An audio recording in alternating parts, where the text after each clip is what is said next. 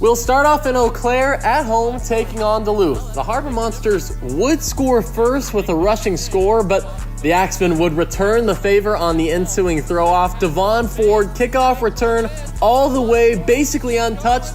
That makes it 8-6 Axemen early.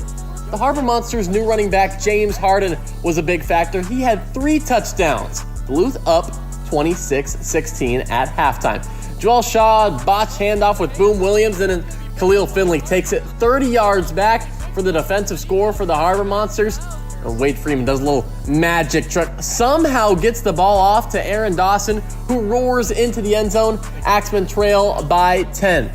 Fourth quarter now. Joel Shaw, wildcat read option. He's going to escape a couple of tacklers, get the first down, and then he's going to somehow pitch it back right before he's brought down to Mo Strong, who takes it the rest of the distance. 9 minutes to go. James Harden spins off a couple of tacklers to give Duluth a 47-34 lead. Less than a minute later, Wade Freeman, he drops back and locates a wide open Mo Strong. That's the former Duluth Harbor Monster for his 3rd score of the day. He runs over and tosses the ball to his former coach, Tony O'Neill. 4:30 left in the game, 4th and 1. Eau Claire needs a stop, and they get it. They get the ball back to their offense, down by 7, 1st and inches. And they butcher the snap, and Duluth falls on it. Dante Mason seals the deal. They would run out 3.5 minutes of clock, and the Harbor Monsters take it 47-40. Iowa on the road in St. Joe take it on Boo Smith and the Goats. First quarter, Boo Smith would score the first 2 touchdowns for the Goats off passes from Angelo Trujillo. That would even up the score at 14 apiece. Smith does his signature dance, the reigning MVP. First quarter, still 2:45. Carlos Rogers backed up, forced to heave it, and that one's going to be picked off by Clarence Thomas, number 9 in the powder blue, and he scampers all the way back, finds some lanes, and goes in the end zone for a pick 6. Goats up 34-28 at halftime. Rogers to Justin Brown, pins himself in the corner. All Iowa in the 3rd. Jarius Burnett fumbles, and the Woo return it to the end zone. Juan Moore makes it 56-40 Iowa. Closing minute of the 3rd now. Angelo Trujillo, he passes it to Otis Odom, who gets his first score of the season. Makes it a 10-point game. Just 10 seconds later, though, Carlos Rogers to JoJo Olibrice, who goes the length of the field to close out the quarter. Rogers threw 7 touchdown passes, this one to Vontre Henderson. Now under a minute, 51 seconds to go in the 4th. Jeff Mack runs it in to make it 74-60 Iowa. Celebration, maybe one too many pumps, they don't call it. But St. Joe wasn't done. Trujillo throws a long touchdown pass to Ryan Martinez. Now 9 seconds, down by 7. Trujillo in his own end zone finds Lorenzo Thompson, who laterals it back to Ryan Martinez. A last-second miracle to put it within 1. They decide to go for the tie. Penalty on Iowa, so they opt to go for the win from the 5. Trujillo's pass, a 2-point conversion for the win. Bounces just short, and Iowa edges St. Joe on the road 74-73. Trujillo, though, threw for 443 yards and 8 touchdowns, comes up 1 play short. Ozarks on the road in Hot Springs, 5 minutes into the 1st. Quavon Hicks a long big fella touchdown to make it 6-0 Wise Guys. Lunkers would answer back, though, just a minute later. The first-week quarterback Mike Terrace to the longest tenured Lunker, Matt Rush. They convert the 2-point conversion to take the lead. But the lead would not last long. In fact, it would only last a play because on the throw-off, DeWandre Crockett goes end zone to end zone for a kickoff return touchdown. And Crockett was not done yet. Later on, a short field pick 6 for number 5 in red. Ozarks running back Brandon Mackey, he powers in for the score. 2019 Lunkers lead at the half.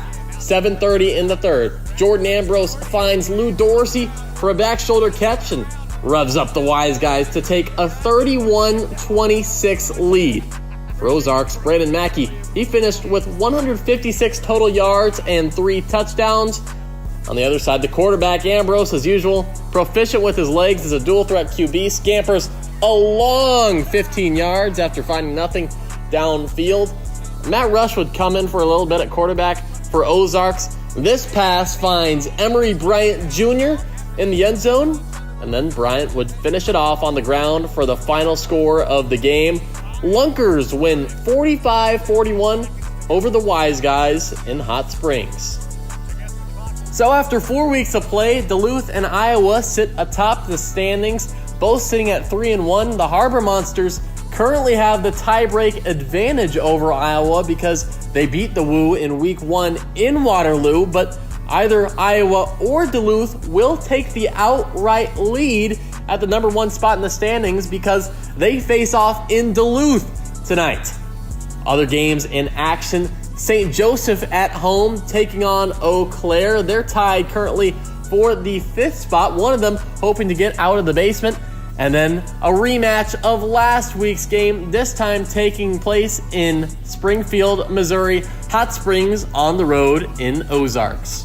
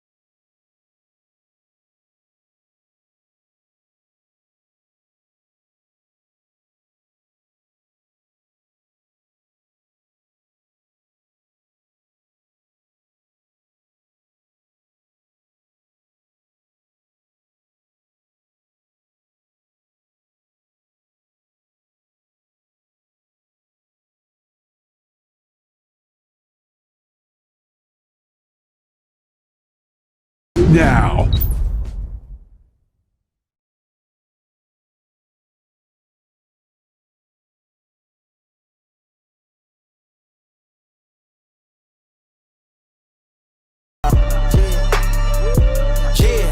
It's been a long time coming. They ain't cuffing my cloth, they tugging it. Putting up numbers, 99 pounds, and I still kept it 100. Yeah, it's been a long time coming. They ain't cuffing my cloth, they tugging it. Putting up numbers, 99 pounds, and I still kept it 100. Yeah, who don't play, play, play, play. Who don't play, play, play, play. Who don't play.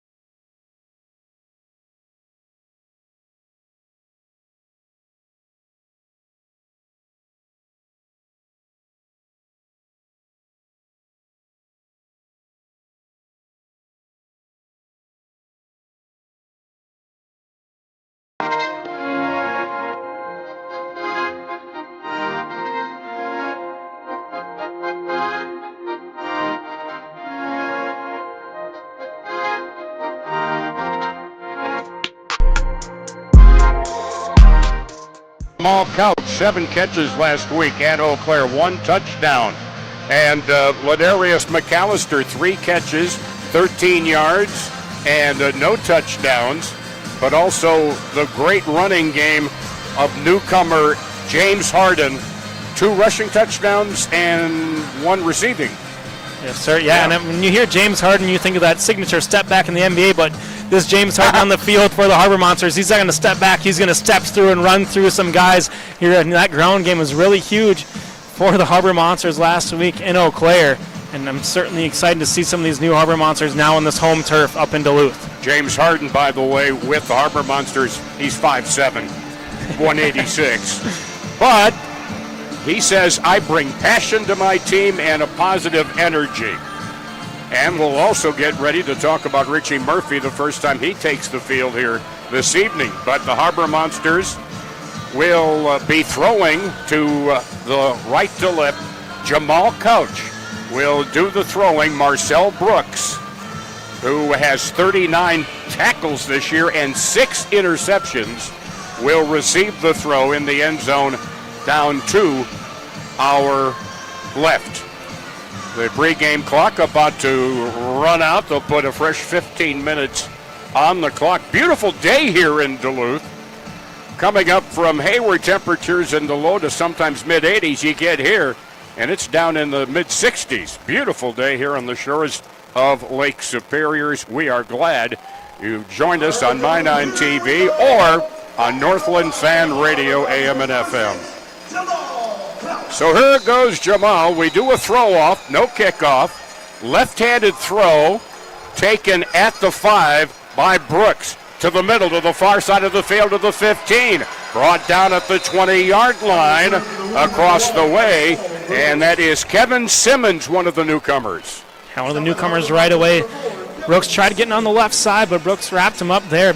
And coming into this season, or coming into the game, Brooks he's tied at the top of the league leaders he has 1 kick return on the season, or throw return, I should say. Good job bottling him up there. Carlos Rogers. He has put up some very impressive rushing and passing numbers. And he will take the snap from Rob Powell Deppy, their offensive lineman. They have 3 up on the line, and a wide out far side, and a wing back on the near side. And they'll have a slot man in motion, filling the slot on the far side. They start him in motion.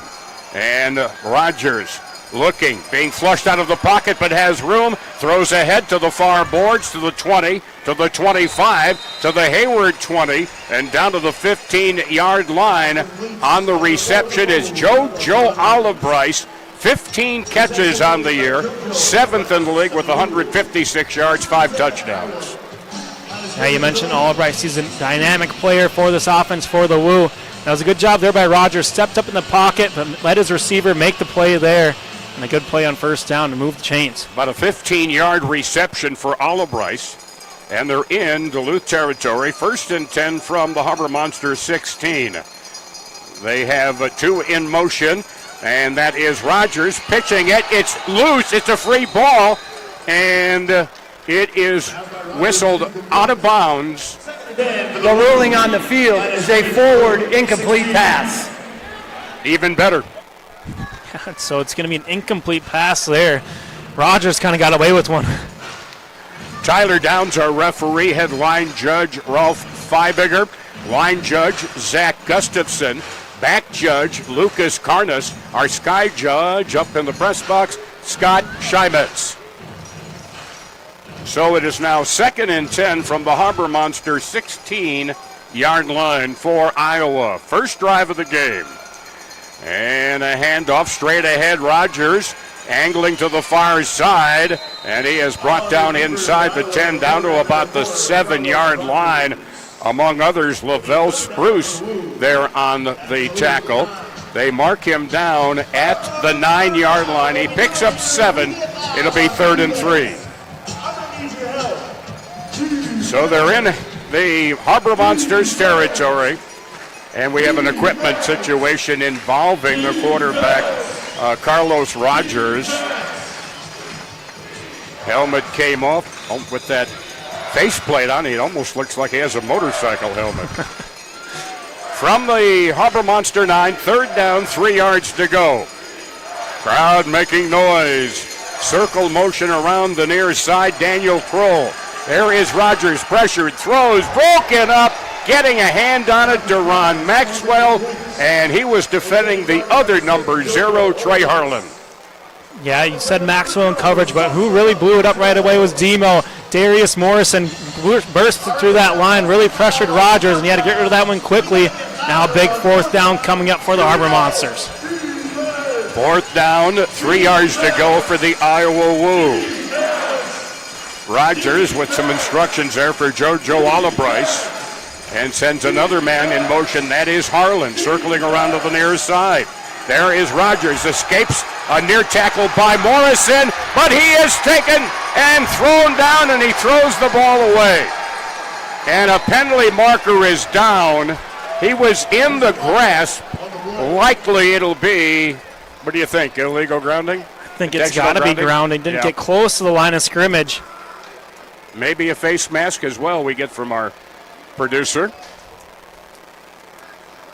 Intentional grounding, offense. Ball will be placed at the spot of the foul, includes loss of down. 1st down, Duluth. There you go. Not only do you force them to lose yardage, which gains yardage for you, they lose it down. And suddenly, it's 1st and 10 Harbor Monsters, and the ball will be at the Iowa 20-yard line. How about that? There's that pressure once again. Looked like the Monsters rushed 4 there. Saw Michael Austin Fields in the backfield along with Darius Morrison once again. And now in plus territory starting off for the Harbor Monsters. Travis Whitlock over the ball to center. 2 wideouts, 1 in the slot near side, 1 wide out far side.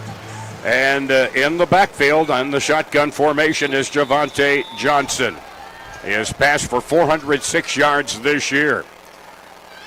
And the handoff sweeping around to the near side, a form of a jet sweep coming around to the near side, and that is Jarvay Flowers. Flowers down to about the 12-yard line where he picks up about 8.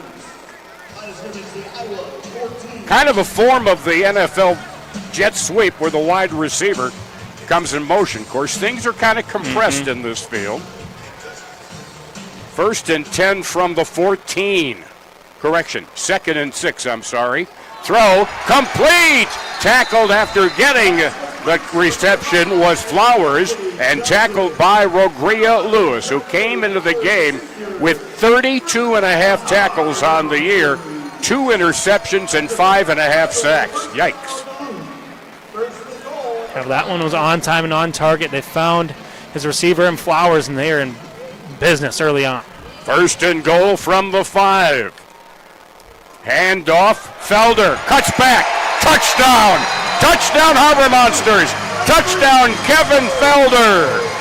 And the Harbor Monsters take advantage of the yardage they gained defensively on that 4th down play, and that loss of down, and the touchdown by Felder.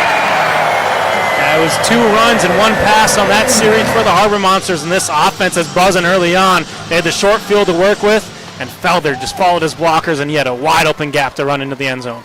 So they put the ball at the 5 for the single point after attempt. Trying to make it 6-0. Wideouts far and near. Just to the right of Javante is Demo, Darius Morrison, who's rushed for 149 yards, 4.5 yards a carry. He gets the swing pass, tries to slant to the middle. He's gang tackled at the 5, and the point after attempt is no good. But with 9:37 to go in the 1st quarter, the Harbor Monsters grabbed the initial lead by the score of 6-0 with the Carey Toyota touchdown. Yeah, well, that's a great way to start, huh? It was a great way to start. You mentioned the Carey Toyota touchdown. You could have drove a car through that rushing lane for Felder, and it was just a great series to start off for the Harbor Monsters. Yeah, a lot of us in our, maybe in our dreams could run through that kind of a hole. Absolutely. But great job there by Felder. Believe that's his first rushing touchdown on the year. So now we got the throw off from the Harbor Monsters, Jamal Couch, from right to left. It is taken at the goal line, straight ahead to the 5, near side outside the hash marks, to the 15, to the 20, and then being put into the boards, Marcel Brooks. Among those there included tackling James Harden, and I also saw, Richie Murphy was in there on the tackle. He mentioned Richie Murphy. This is going to be his second game of the Arena League football, but he was a former Eau Claire Axeman in the one game that he did have with the Axemen. He did have an interception with the young man out of UW Stout down in Menominee, just not too far away from here in Duluth, and he's got quite the following up here in Duluth and all across the globe. And he's from Cameron, Wisconsin, which means when he played basketball, I probably did a game or two where he played against the Hayward Hurricanes. All right, here we are. 1st and 10 now, Woo at their own 20-yard line. Straight ahead, man in motion is Kroll. Pass complete to Kroll, wide open. He found a seam in the secondary, and they give him progress to the Harbor Monster 20-yard line, and that's a gain of 10 yards and a first down. I saw Kroll early in the first game. He was a dynamic player for them. Found that seam and is going to move the chains on first down once again for the Woo. Well, the one thing, if you are new to arena football, the Arena League, you run it, but this is really a passing league. Now the snap back now to Rogers. Fires near side. Catch at the 11 and carrying tacklers down to about the 1-yard line, Justin Brown, making his 24th reception of the year. And he was tough to bring down. Wow. Yeah, Brown took a couple Harbor Monsters for a ride. You mentioned that's 23rd reception, or 24th reception. That was his 23rd receptions coming into the game. His 4th in the league. Just shy of the end zone there. He's got 11 scores on the season, which is 2nd in the league as well. A 19-yard reception. 1st and goal, Iowa, trailing 6-0. Just under 8 minutes to go. They hand off, cutting back into the end zone, Joe Olibrice. He looked like he was sweeping to the far side, cut back towards the middle, and Olibrice with a 1-yard touchdown. Joe Olibrice. Now we saw it early in the first series too. They kind of wanted to get some sort of draw play, it looked like, for the running back or the quarterback. We saw a little bit with Rogers too, but just a good play there by Olibrice to cut it upfield. So Olibrice with the 1-yard score. They're going to go for 2. Snap back Rogers. Peels away from traffic. Throws far side. Hit at the 3. Good tackle by Dante Mason as he stops the Woo inside the 5-yard line on the 2-point try. And so we are tied 6-6. Exactly 7 minutes to go in the second quarter, and it looks like coming into this game, this Woo team has passed for 732 yards, which I believe leads the league, and you can see they're coming out throwing tonight. Yeah, they're coming out throwing, and they took advantage of that. They just a couple plays on that drive, and they answer it 6-6 here in Duluth. Now it's going to be time for their defense to try and get a stop. So now, each team has put a touchdown on the scoreboard. And so now the Harbor Monsters will see what they need to do to answer. Just outside the end zone, down to our right, is Deron Sosa Maxwell. The throw. Maxwell catches it on the fly at the goal line. Tried to go towards the middle. Got corralled at the 4. And that's as far as he would get. Willie Miles the third on the tackle. Yeah, Miles made one man miss. That was a blocker, and he wrapped him up at the 5. So it'll be a long field to work with for the Harbor Monsters. Tackling the dynamic Sosa Maxwell on the return. So they give him progress to the 5-yard line. 6 minutes, 42 seconds remaining here in quarter number 1. We are tied 6-6 here at the deck in Duluth, the Twin Ports. All right. They're down at the 5-yard line, down below to our right. Javante Johnson, about a yard deep in the end zone, gets the snap. Fakes a handoff, has room to run right up the running lane, up to about the 10 or 11-yard line. picks up about 5 or 6. And believe it'll be at the 9, so he picks up 4. And it'll be 2nd down and 6 from their own 9-yard line. Hand off to Harden. Wait, and hang on. Play is blown dead as they snap the football. As we will find out the infraction.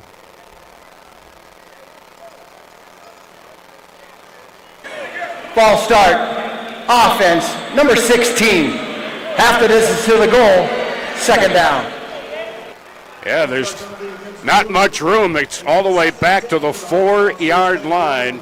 2nd down and 10 yards to go. Javonte Johnson in the end zone. Slot far side. And another man in motion to the slot far side. Long pass. Javonte wide open. Caught 5. Goal line touchdown. Jarvey Flowers. Wide open. As wide open as you could possibly get.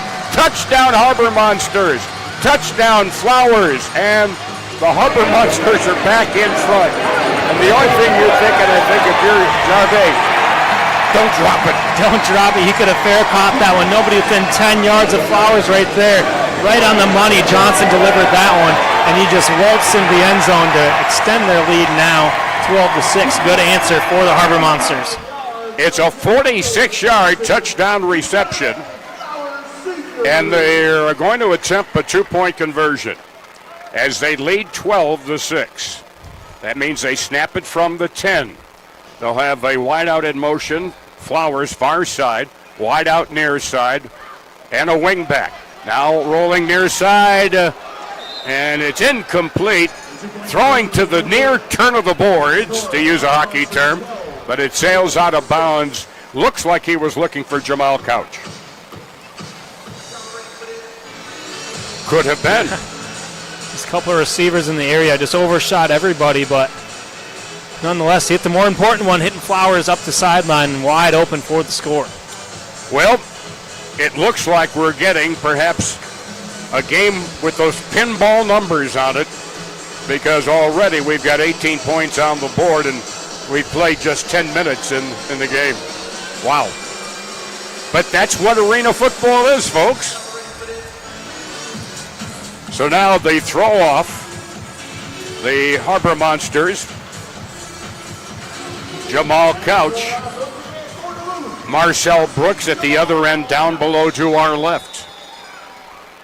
He heaves it. Taken at the 3 along the far side. Cuts towards the hash marks and being spun down to the turf at the 13-yard line is Brooks.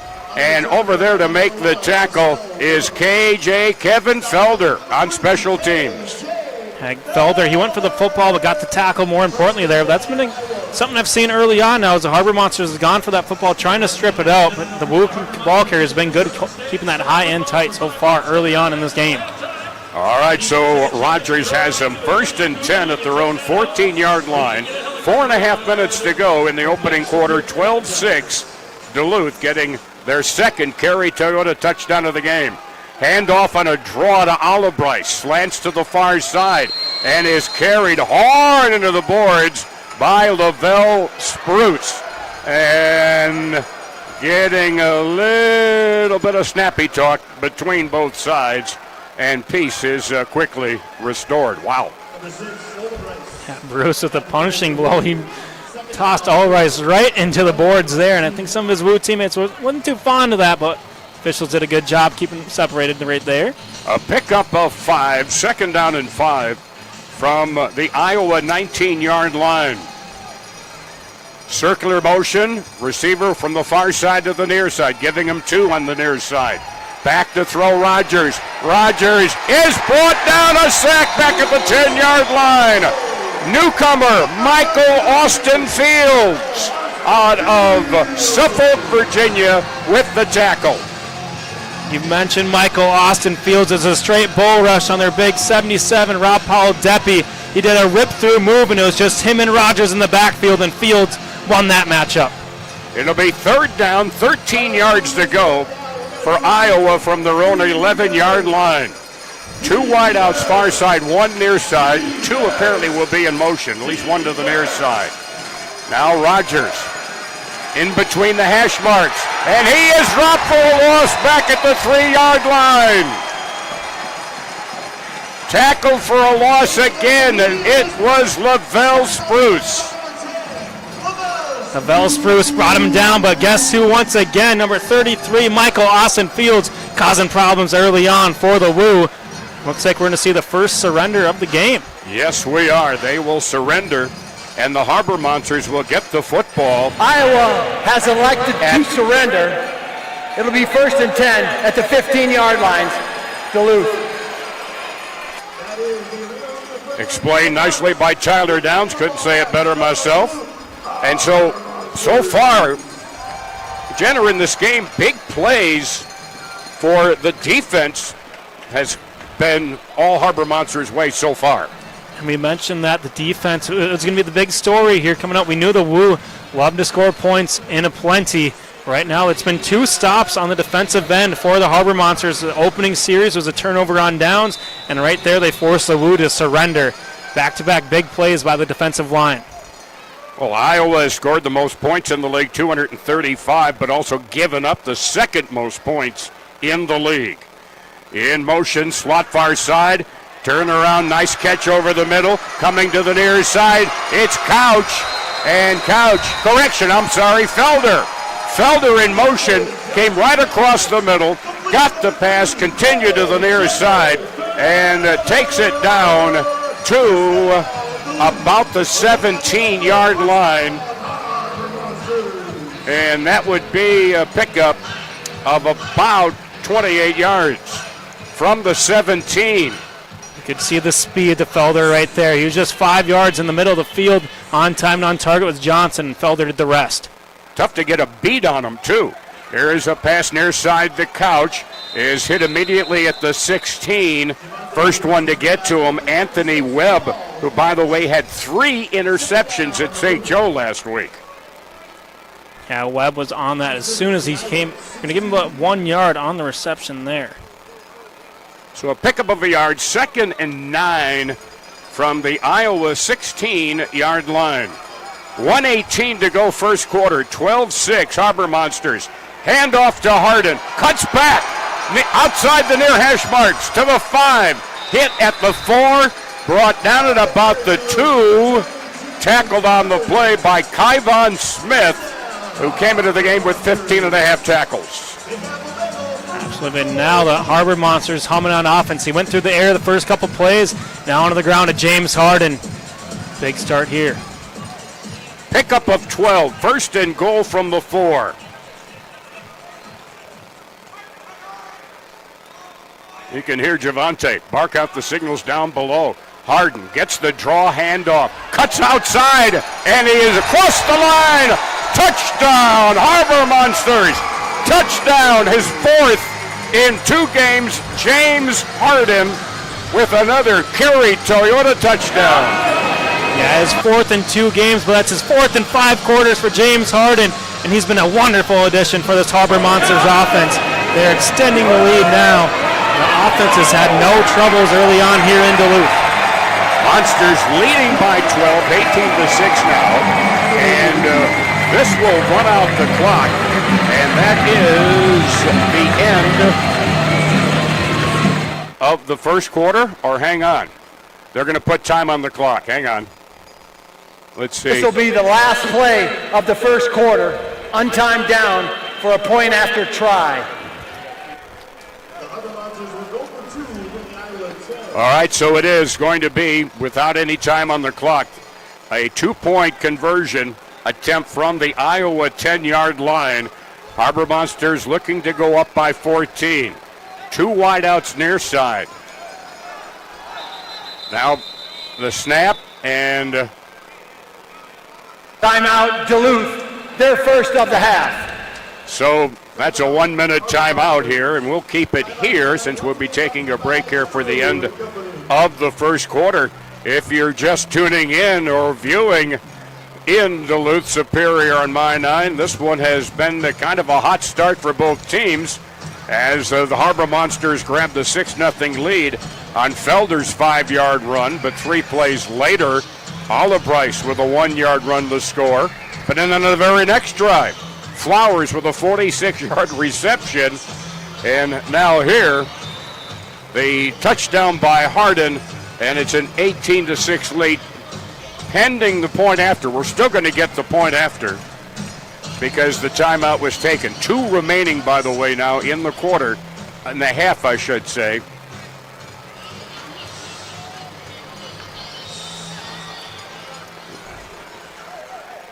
Here is Javante waiting the snap, gets it. He's got pressure, throws it into the end zone, tipped away, almost picked off.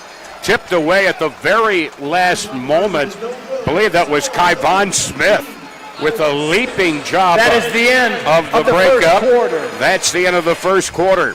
The score, Harbor Monsters lead by the score of 18-6. So 1 quarter down, 3 quarters to go here at the deck at the end of 1.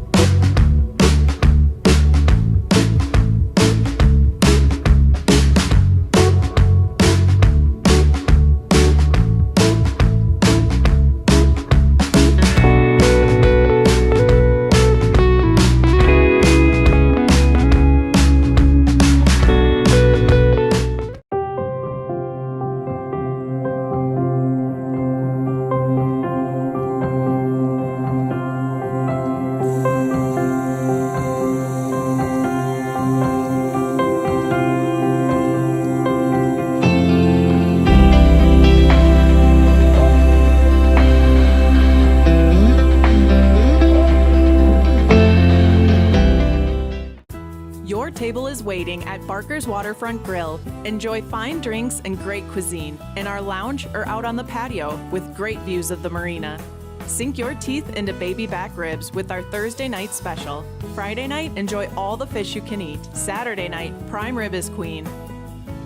Starting May 29th, join us for live music every Thursday from 5 to 7 with Tom Cockett.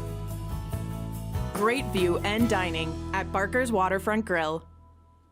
Fun, food, and live events. So much to do under one roof. From golf to shooting to private karaoke. With a large event space for parties or other occasions, you won't believe your eyes.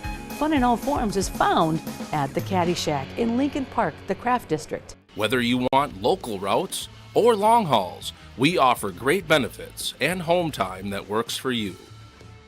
Apply today. Superior Waffles is the sweetest place for breakfast and lunch, serving a variety of sweet and savory waffles with options for everyone. Build your own masterpiece or choose one from our menu with gluten-friendly vegan and low-carb keto options. Now you can also experience the magic of Superior Waffles at home with our dry waffle mix, designed to bring joy and deliciousness. We are confident that it will be the best waffle mix you've ever tried. Stop in or order online for pickup or delivery. Superior Waffles, your waffle destination.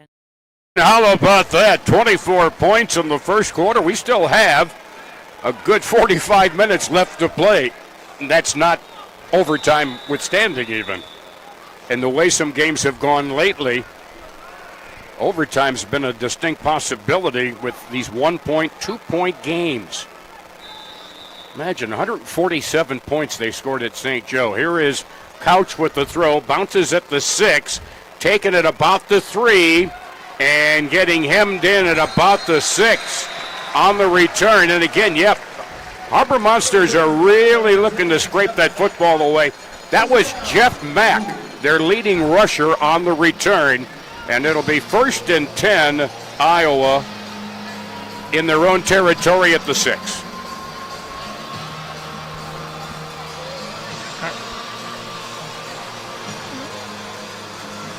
All right, and if you're watching, you can watch via Fan Club. That's Fan CLB, and you can register to win a prize at half. So you got about 14 minutes and 30 seconds to do that, because this game is going to be quick. Yeah, just go to your app, both iPhone and Android. Pass nearly picked off by Dante Mason, who's a little unhappy with himself because that was there for the pick and it was intended for Daniel Crowell. Yeah, it was a good combo coverage there between Mason and number 4 for the Harbor Monsters, Kevin Simmons. They're all over that one. Now it's me 2nd and 10 coming up for the Woo. By the way, yep, I've got my fan club app. That's where I get some of the stats to work with. Here we are on 2nd and 10. Rogers from the end zone throws, caught at the 16-yard line by Daniel Crowell, tackled on the play by Kevin Simmons. Yeah, it was a dangerous pass there by Rogers across his body into the middle of the field, but it was Crowell coming back to find that football and just enough for the first down and move the chains for the Woo. Yep, 10 yards on it, by the way, by Crowell. And it's now 1st and 10, minute and a half into quarter number 2. Harbor Monsters lead 18-6. Circular man in motion to the slot far side. Rogers looked like a busted play, possibly, and he only gets to about the 17-yard line. Among those in there on the tackle, Lavelle Spruce and Richie Murphy. You mentioned that name, Richie Murphy. We touched on him. He's got a big presence on the field, but even more of a big presence on social media. He's got a total of 382,000 followers on all of his platforms. His biggest, he's got 235,000 on Instagram alone. Good addition here for the Harbor Monsters. Taking the handoff, Rogers, trying that jet sweep, trying to go up the middle. He's brought down, and among the first to get to him right there is Richie Murphy. So he's got 280-some thousand? 285,000 or 35,000 on Instagram, but 382,000 across all of his platforms. But he's just more than just a content creator. In his senior and junior years at Stout down in Menominee, he had 100 tackles in those 2 years in just 21 games.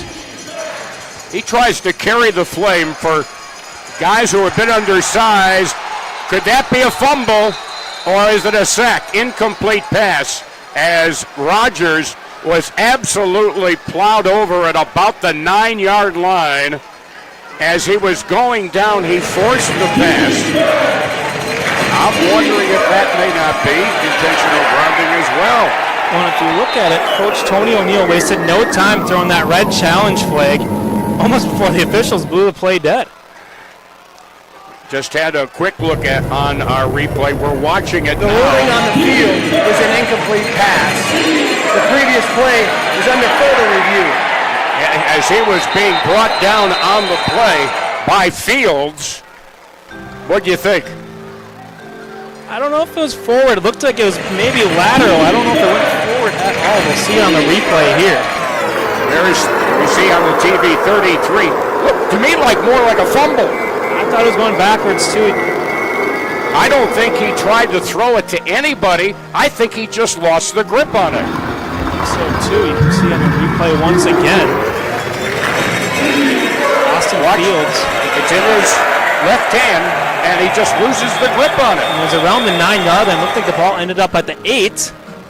Besides, the offensive lineman was the only possible receiver there. As our 4-man crew of Downs, Freiberger, Gustafson, and Carness, now there's a law firm for you. They are discussing it, and of course we have up Scott Scheimetz in the other booth up here with the video monitor. So guess what? No matter what we think, we don't count. I'd like to think we did. We got a little closer. Here we go. There we go.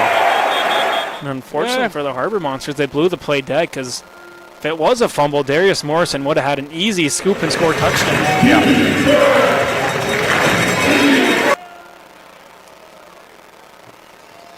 Thought we had a couple of good isolations. Now we have a good angle from the direction the play's going. Rogers gets it, flushed out of there, and he pushed the After review, the ruling on the field of an incomplete pass is upheld. Okay. However, intentional grounding, offense, loss of down, 3rd down. I was partially right, and I'll proudly wave my flag that I actually kind of got it right a little bit. Correction, loss of down, 4th down. 4th down.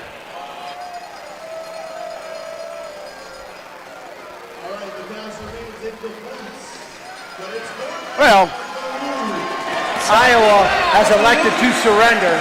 First okay. down and 10 at the 15-yard line, Duluth. Iowa's second surrender. And again, this is with the team that has scored more points than anybody in the league so far this year. A couple of real significant happenings for the Harbor Monster defense. Yeah, the second grounding penalty for Rogers, but it's been Right. the front four or front three for the Harbor Monsters have just been giving him fits early on. Second grounding penalty and the second surrender of the football and the third stance for this Harbor Monsters defense. All right, so it's at the Harbor Monster 15, 1st and 10. Javante Johnson waits the shotgun snap. They put a motion man slot far side, but yeah, that looks to be offsides by Marcel Brooks, at least it appears. I make one partially right, I think I'm on a roll. Offside. Defense, number How about one. that 2 in a row, Tom? 5-yard penalty. First down. I know there's got to be a casino up there somewhere. I'm heading for it after the game. So a loss of 5 for Iowa, gain of 5. So it's 1st and 5, Harbor Monsters at the 20-yard line. 11:07 to go here in quarter number 2. Snap to Javante. He's got pressure, got rid of it quick. Finds a man into Wu territory. That's Felder. Makes the catch a little bit outside the 20, then advances the ball good yards after the catch down to about the 15, 16-yard line. Yeah, you mentioned Devontae Johnson was 16 to 16 last week. I think he's only got one incompletion, the one on the 2-point try early in the first quarter, and he's just been on time and on target to all of his receivers so far tonight. A 14-yard reception, 1st and 10 at the Wu 16. Johnson, wide open, Felder, cuts to the middle, breaks tackles, lost his balance in the process, goes down at the 4-yard line. He was really trying to keep that balance, but he just could not hang on to it. So Felder again. And the ball is at the Wu 5-yard line. So 25 yards on 2 receptions for Felder. 1st and goal from the 5-yard line of Iowa. Just under 10 minutes remaining. Monsters lead 18-6. Javante on the draw. Demo doesn't have much to work with. Powers to about the 4, maybe a gain a yard at most. Yeah, they're giving him a yard. Darius Morrison. Not only is he leading the Harbor Monsters in rushing, he also has 12 total tackles and 4 sacks defensively. And that's the kind of versatility. And those sacks we saw a lot in the first game against the Wu. It kind of flipped the script in that second half, especially in that third quarter, really bust things open. Javante, wide open, catch made, easy, touchdown, Marcus Sessoms. He was wide open just outside the goal line, made the catch, calmly stepped into the promised land. Touchdown, Harbor Monsters. Touchdown, Marcus Sessoms. Sessoms with another carry Toyota touchdown for the Harbor Monsters. This offense has been all gas, no brakes so far as Frisbees are flying onto the turf. Well, it could be worse. It could be minor league baseball and it's bat night. All right, they're going to go for 1. Bad snap. And falling on it, Javante just falls on it. So with 8:22 left to go, second quarter, Harbor Monsters leading 24-6 against the team that they beat to win Arena Bowl 1 last August. And in doing that, avenging what was really a very embarrassing loss for the Harbor Monsters here against Iowa. One that made Tony O'Neill, head coach, kind of looking at what direction we need to look in terms of additional talent. What spots do we need to shore up? And that seemed to be the turning point after that.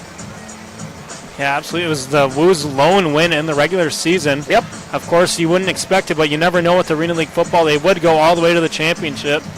And, I mean, it was the first season, it was all sorts of, you never know what's going to happen right there. And by the way, tonight was the championship ring ceremony night for those returning members from the championship team. And they're beauties, absolute beauties. They'll be cherished mementos, I promise you. So here we go now. Jamal Couch will be the thrower. The throwee is Brooks, I believe. Yep, Brooks at the 3, to the middle of the field, to the 10, to the 15. Look out, has a lane to the 25, to the 20. One man to beat. And I was distracted by another yellow frisbee, and of course the first thing I'm thinking the yellow was, I thought it was a penalty marker. I thought it was a flag as well. Came well. Okay, I missed that. They give him progress on that return to the Harbor Monster 13-yard line. So there was, okay, so it's 1st and 10, positive territory at the 13. Sprinting to the far side and over to make the tackle at the 15-yard line, Richie Murphy, as he tackles Jeff Mack, who doesn't get much at all. In fact, it's a loss of a yard to the 14. Welcome to Duluth, Richie Murphy, letting his presence felt early on in this game with the TFL. Wow. He is a champion of those he feels, in not only Division III football, but undersized as well, that are considered undersized. In motion goes Kroll. Throw to Kroll. Caught at the 5. Tackled immediately by Ahmad Butler at the 5-yard line. And that's a pickup of 9. It'll be 3rd and about 2.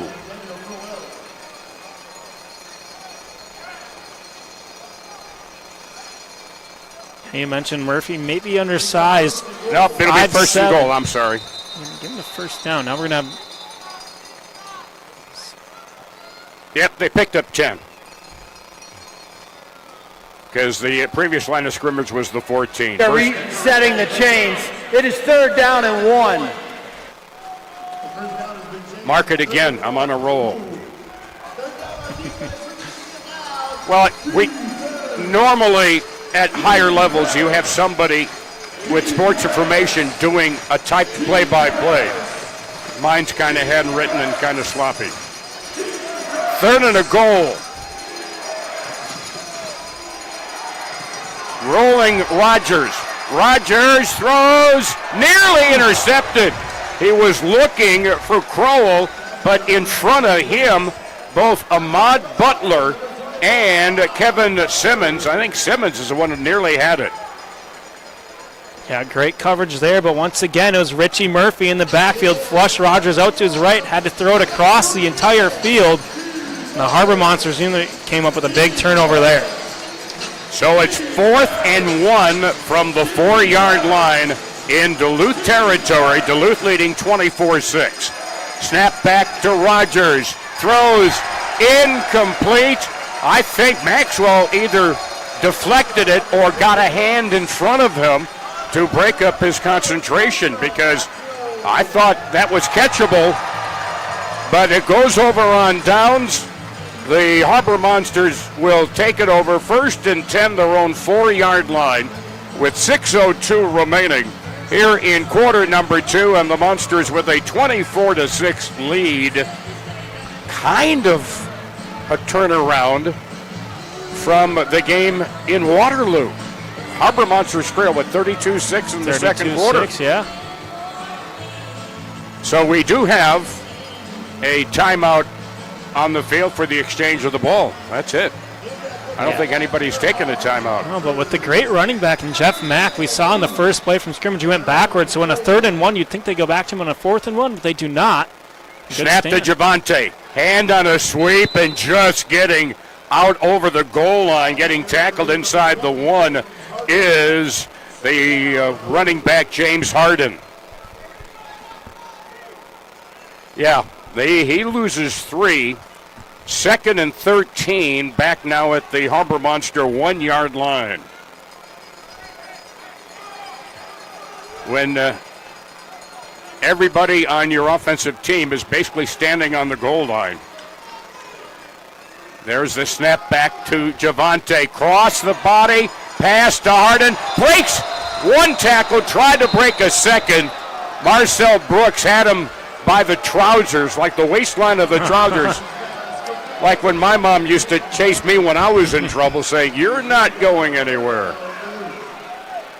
And you could see the passion there of Harden. We're going to see on the replay here. I don't know if his knee was quite down. The officials blew it dead. Great balance there. I think he was held up, but then you could see Brooks had a fistful of those pants. 3rd down and 9 from the Harbor Monster 5. He kept the knees up. Unfortunate break for the Harbor Monsters. Well, fortunately, we were in the days of tearaway jerseys. And we've got a penalty marker thrown, illegal motion, as crossing into the defensive territory early in motion was Flowers. I remember back in the 70s, tearaway jerseys were de rigueur. Offside. Thank Defense. goodness we don't have tearaway pants. 5-yard penalty. 3rd down. It's going to be another penalty on the Woo. We're going to get Juwan Moore offsides on that one with the motion coming across. So it'll be 3rd down and 4 yards to go with the ball at the 10-yard line.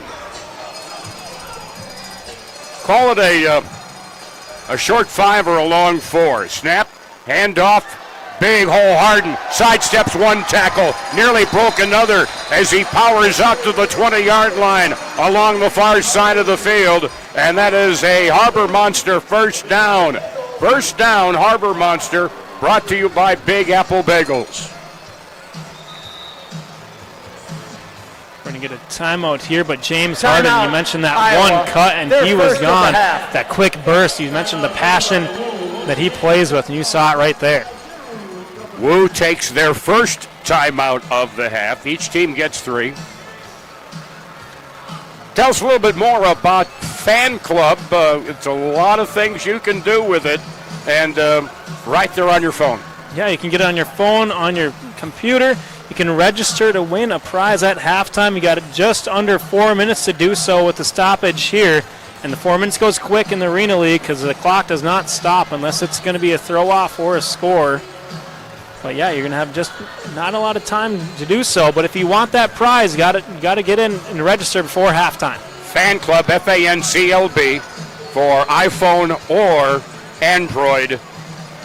You folks, you know where to get them. You know where your app store is. And the other thing is you can also go there and catch the videos of previously played games all season. So it's going to be 1st and 10 at the 19-yard line for the Harbor Monsters. They lead 24-6. Harden in a blocking back position. Now he is the target, and the throw goes behind him. He kind of brushed off the oncoming block of Gerald Lenore, defensive lineman, but Lenore forced Javante to hurry the pass. Yeah, Javante just got rid of that one. Harden didn't get his head around quickly enough. Maybe the first time you've seen the miscommunication between the new running back and quarterback there for the Harbor Monsters, because Harden had his eyes upfield because there's nobody within 5 yards of him. 2nd and 10 at their own 19-yard line. In motion, Felder. Now Javante spins away from the pressure of Lenore. Long throw, caught in the end zone. Touchdown! Touchdown! Touchdown! Jamal Crouch. Touchdown! 31 yards on the score. Another carry, Toyota scoring. What a play. You can see on the replay right here, Javante Johnson just did what he had to do to get the ball downfield to Couch. He knew he was wide open. Goes up top. And what a grab there by Couch. You saw Rodrigo Lewis come over the top trying to get his 3rd interception of the season. By the way, there was some Soft coverage by the secondary on Couch there. Gave him enough room to make that catch. They go for for one. Rolling near side, caught! Felder for the single point after. And it's 31-6 Harbor Monsters with 2:09 remaining in the first half. Oh, baby! So with 2:09 remaining, you talk about the arm of Javante Johnson. Of course, we're going to take a timeout right here. All right, we'll take a timeout. The 2-minute warning coming up. Back with more Harbor Monster. Up. Yeah, 2:09. That's okay. That's okay. We'll have a meeting about it later. Yeah, they do. They did, yes. They reset it to 2:09. But the arm. Now Couch with the throw off. It bounced at the 9. It's legal. Trouble. Fumbled into the end zone. Brought out along the near side to about the 3 or 4 yard line on the return. And now we have the 2-minute timeout. 1:56 to go in the first half. 31-6. Try 2 different restaurants located right in Denver, Iowa. Alley Cat's Grub House and Firehouse Pizza and Wings. Alley Cat's Grub House features breakfast, signature sandwiches and sauces, Matt's Mac and Cheese, Tex-Mex, and more. Also try Firehouse Pizzas and Wings, where they make their own in-house smoked bone-in wings, pizzas, flatbread, cheesy Alfredo buns, monkey buns, salad bar, and more. Catering options are also available. Visit us today, and we promise you won't leave hungry. Bring the entire family out for a fun-filled day at Cadillac XBC. Whether you are looking for an exciting game of laser tag or a thrilling VR experience with HaloGate, or looking to win that big prize in the Arcade and Redemption Center, we have you covered. Why not try your hand at the newest and hottest bowling trend with hyperbowling? No matter your skill level, you are guaranteed to have a blast. Cadillac XBC, your Waterloo Family Fun Center.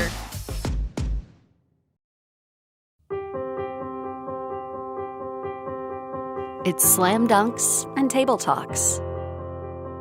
New wheels and Oldsmobiles. Lookalikes and looks like a party.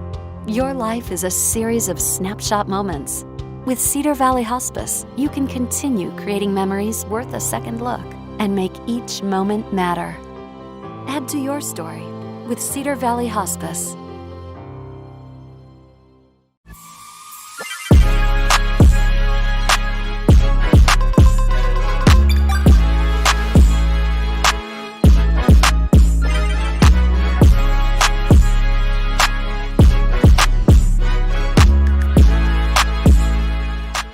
Super One is proud to offer convenient, delicious grab-and-go food options that are sure to satisfy even the picky eater in your family. Stop by your neighborhood Super One Foods, serving you lower prices and better choices.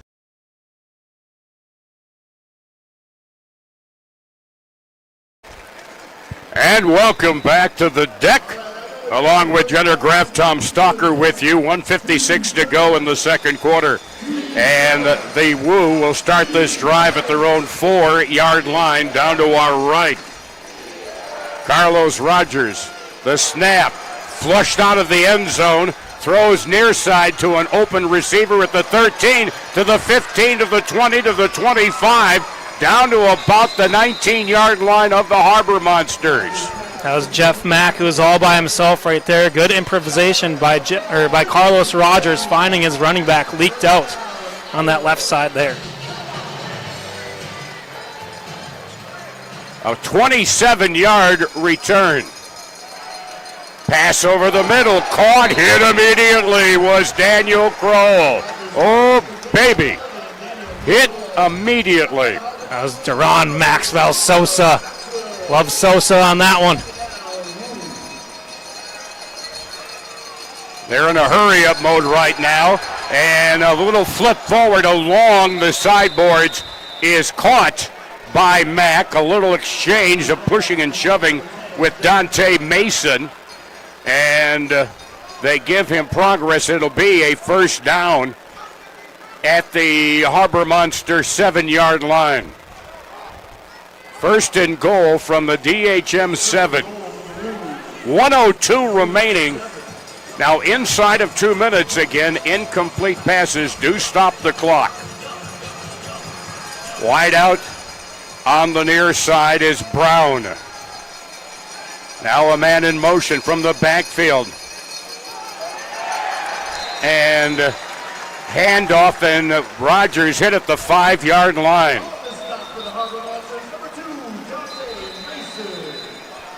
So it'll be second and goal from the 2-yard line. Correction, the 5, Timeout a pickup. for an injury to a defensive player. Harbor Monsters with the player down. Injury timeouts brought to you by Orthopedic Associates. And Betty, our athletic trainer, heads on out there to help. I believe that's Michael Austin Fields, if I'm reading the number right. Maybe you are right on that. 49.6 seconds remaining in the first half. Harbor Monsters, frankly, so far, dominating offensively and defensively. And some very, very ill-timed penalties for Iowa, especially the ones with the intentional grounding where they lose a down on the play. Okay, there's been 2 grounding penalties, and they both happened on third down. Yep.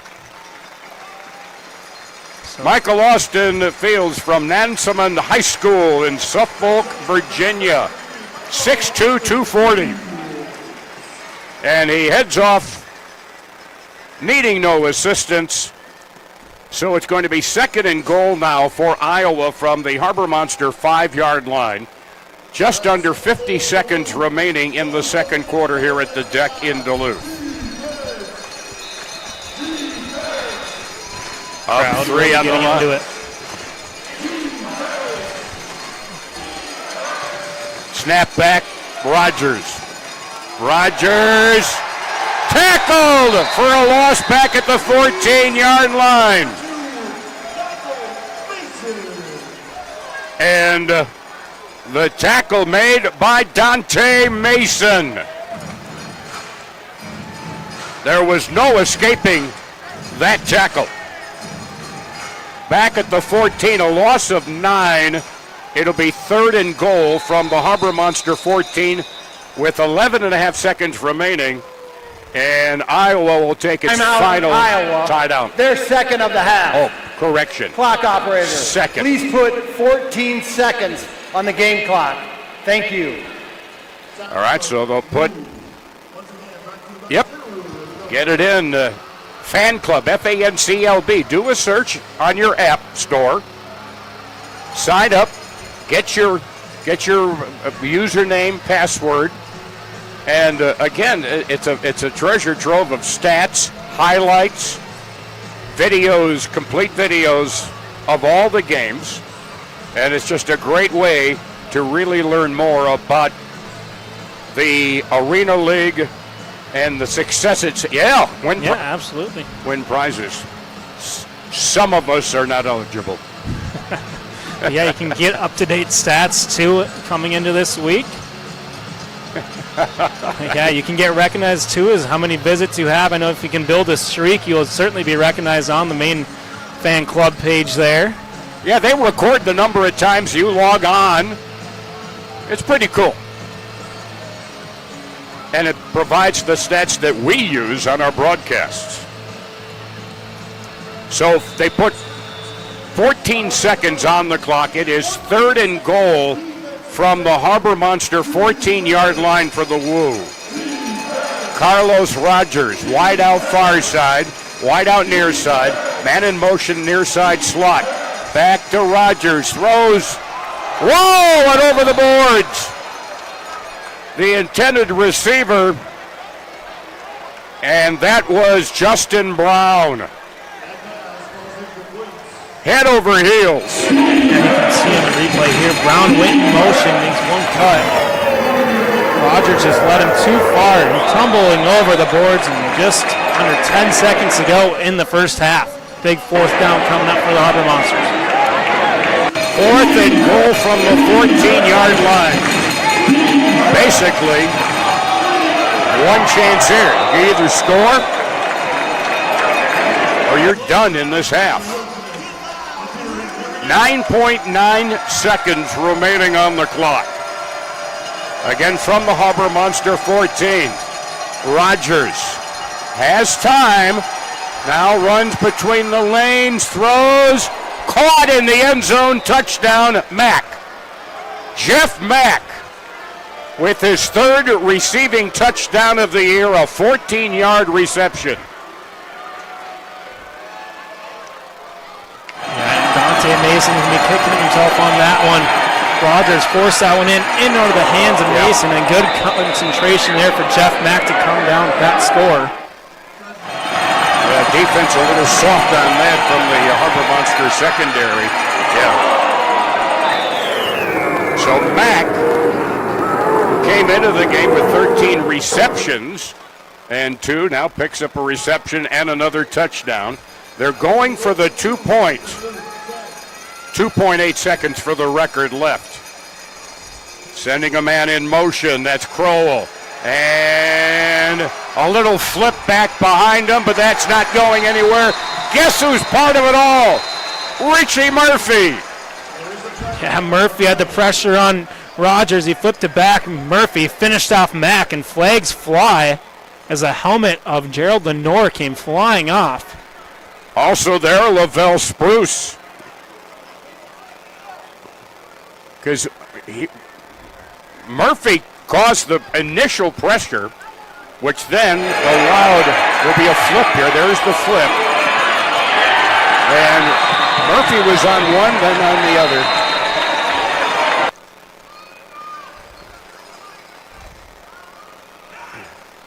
So penalty marker is down at about the 15-yard line.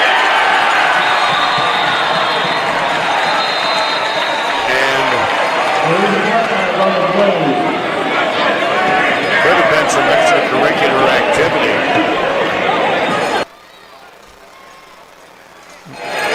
We're going to take maybe a couple of more.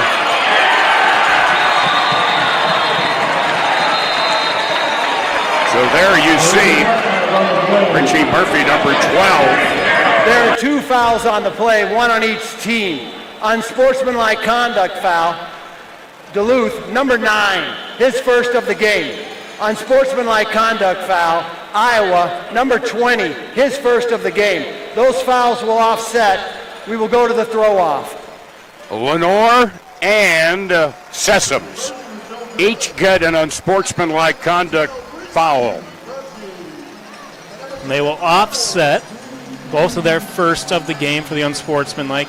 But yeah, we mentioned Richie Murphy. He started off the season with the Eau Claire Axemen. He was cut after the first game after registering a couple tackles, an interception, and the Duluth Harbor Monsters have welcomed him with open arms. In this first half, he's been all over the field defensively for them. You know, and sometimes you get, get some players that it's like, wow, and then they come in and it's like, we haven't seen him, but we have seen Richie a lot tonight. Absolutely. All right, so it's 31-12, the throw-off. Low bouncing at about the 8. That's Sosa Maxwell, and I think they're going to give him progress to the 1. Yeah, they do. Tackled at the goal line, but they'll give him progress to the 1, but that's the end of the first half anyways. So how about that, Harbor Monster fans? At the end of the first half, Harbor Monsters with a 31-12 lead. And fans, don't forget, go to yourfanclub.com or your app and see if you're a winner, just like Jenner's doing now. Absolutely. I don't know if I made it to the registration in time, but certainly tune in and see if you won. All right, we'll be back. Halftime is here. Harbor Monsters leading the Iowa Lou 31-12, and we'll be back with more after this.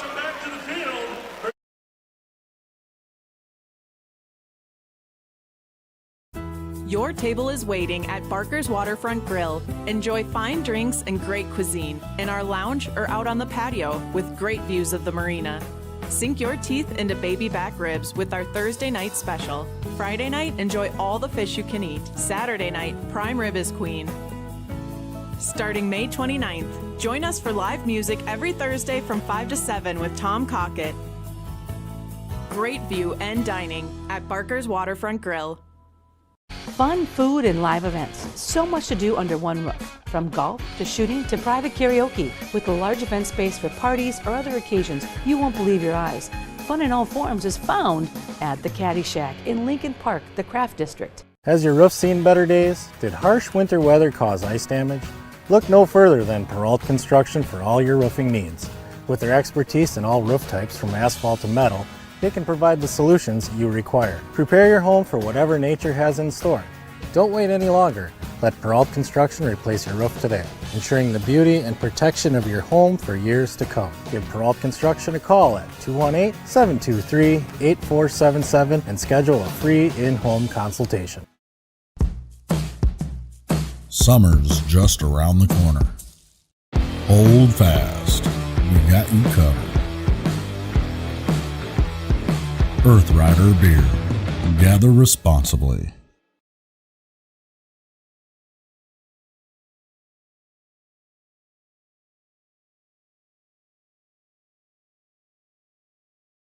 Jimmy John's toasted sandwiches take the fresh baked bread you love and turn up the heat to toasted perfection.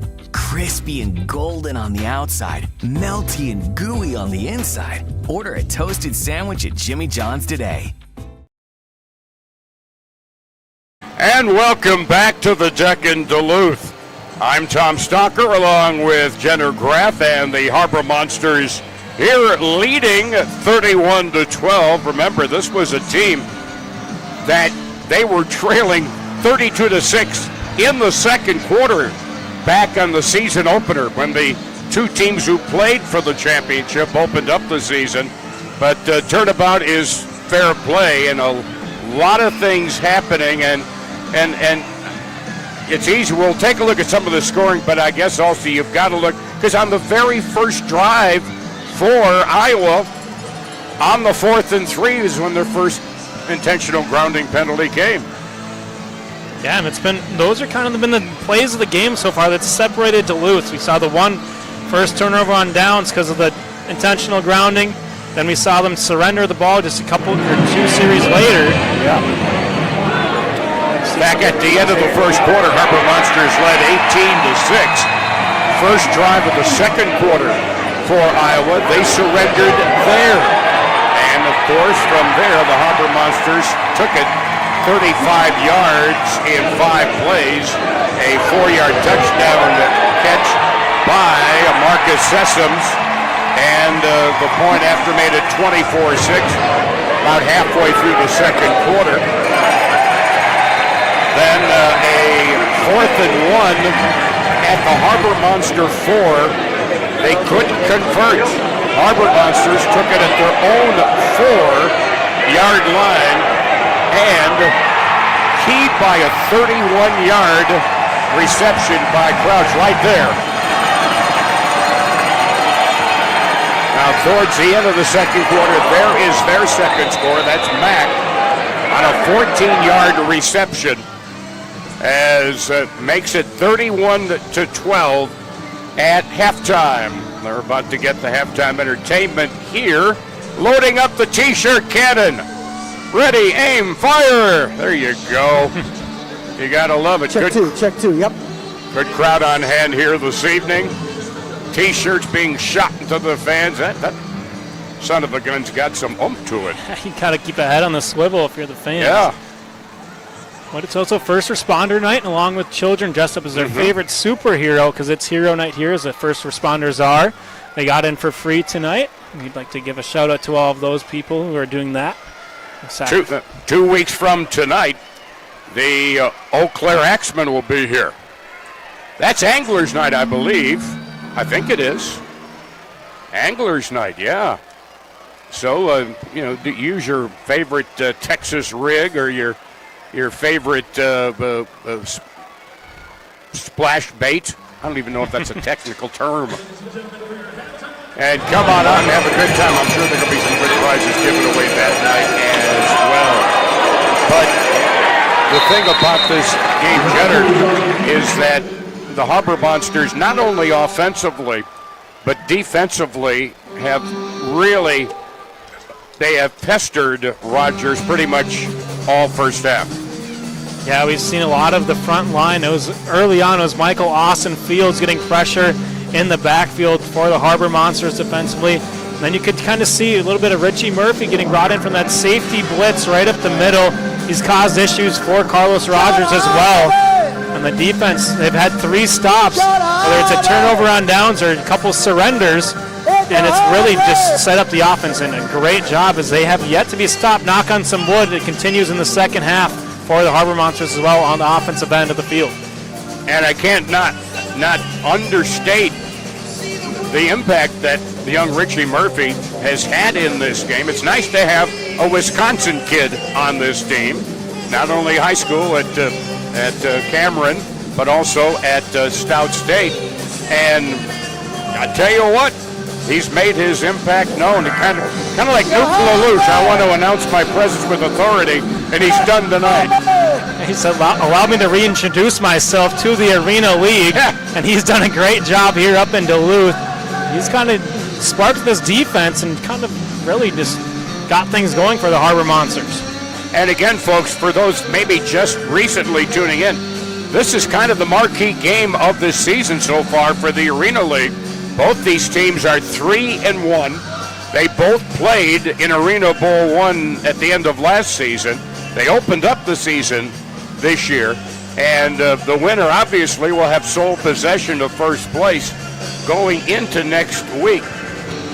Next week, by the way, Harbor Monsters are at Ozarks, and that's the only game in the league next week, by the way.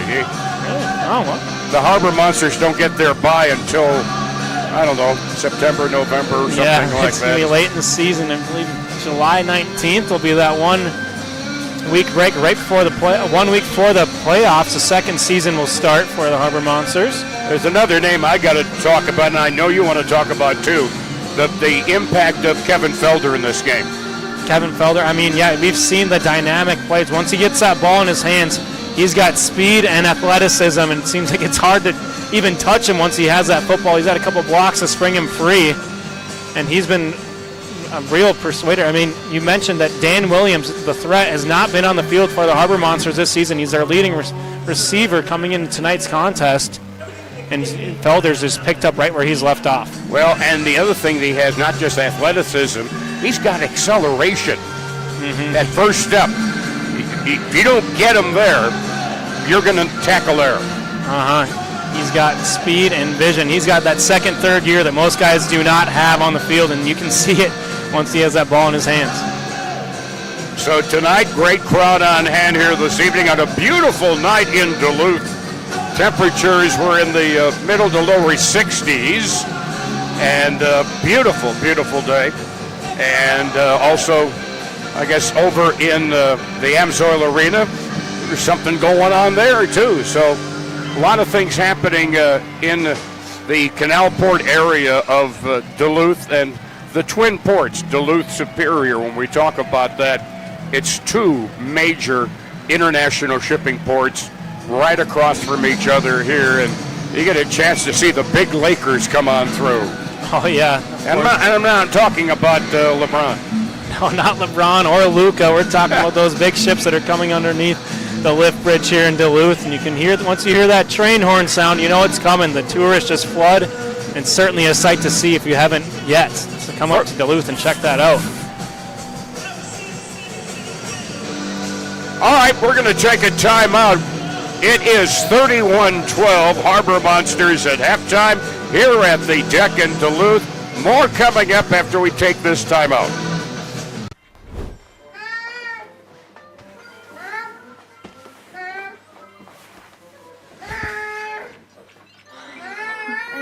bored.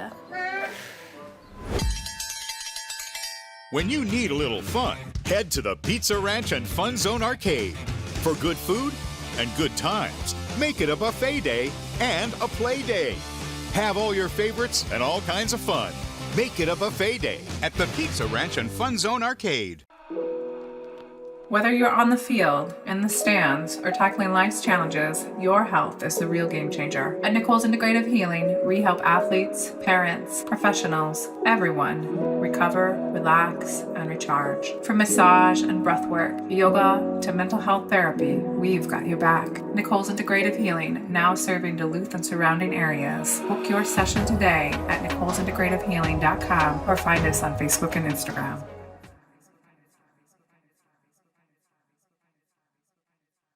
Welcome to Club One Under, the Twin Ports' premier destination for a fresh take on your neighborhood sports bar, fused with an exhilarating golf simulator experience. Powered by 5 full swing simulators, Club One Under can take you on a sport immersion adventure. From a premium golf experience to one of the many other activities, there's something for everyone. Looking to keep an edge on your golf buddies? Club One Under helps you keep that swing on par all year round. Club One Under has a full bar loaded with premium spirits, pizza, and additional food options within the Fitkers building. Book your simulator online today at club1under.com.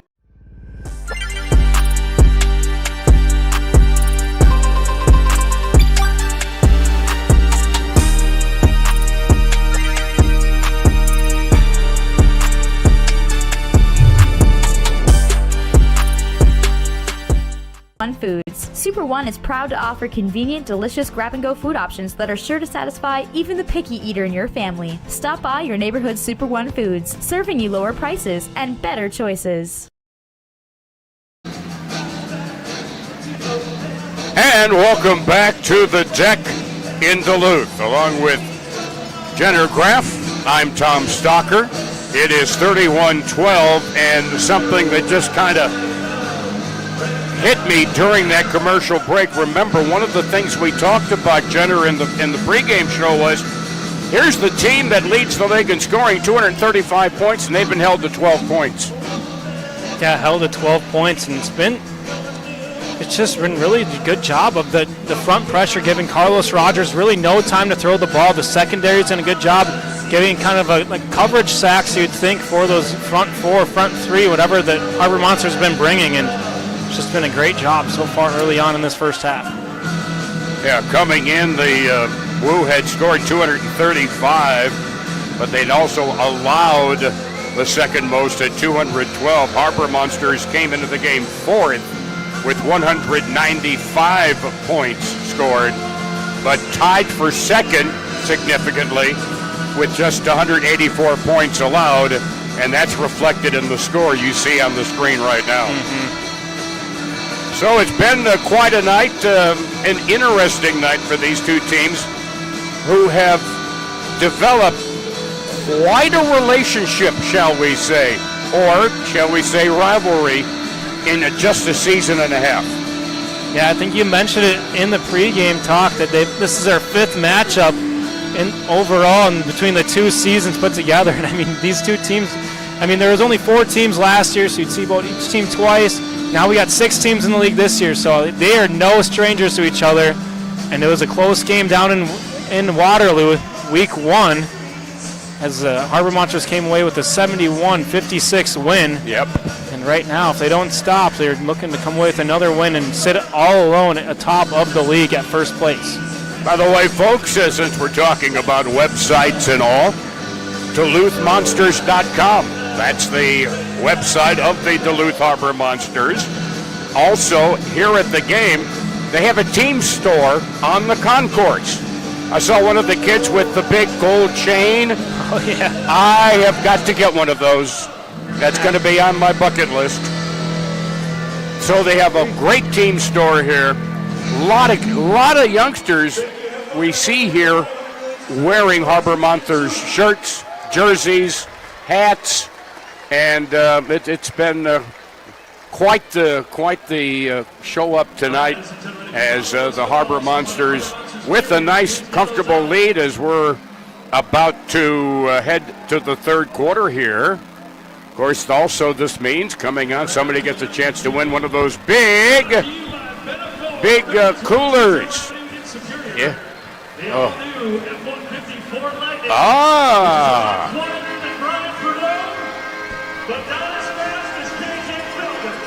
So here it comes. Yeah, you buy the footballs and see if you can toss them in. Got Hassan Brockman down there. Down there, yeah. Yeah. He's getting some assists. Chance to win that Yeti cooler or a helicopter ride courtesy of Bennett Ford.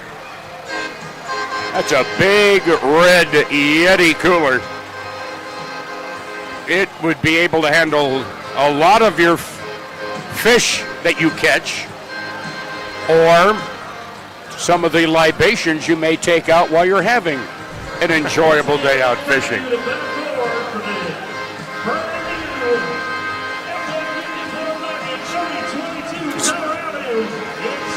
All right, coming up, third quarter, and don't forget the Harbor Monsters will open up with the football because they deferred after winning the toss. 31-12 Monsters. We're heading to the second half after this timeout on Harbor Monsters football.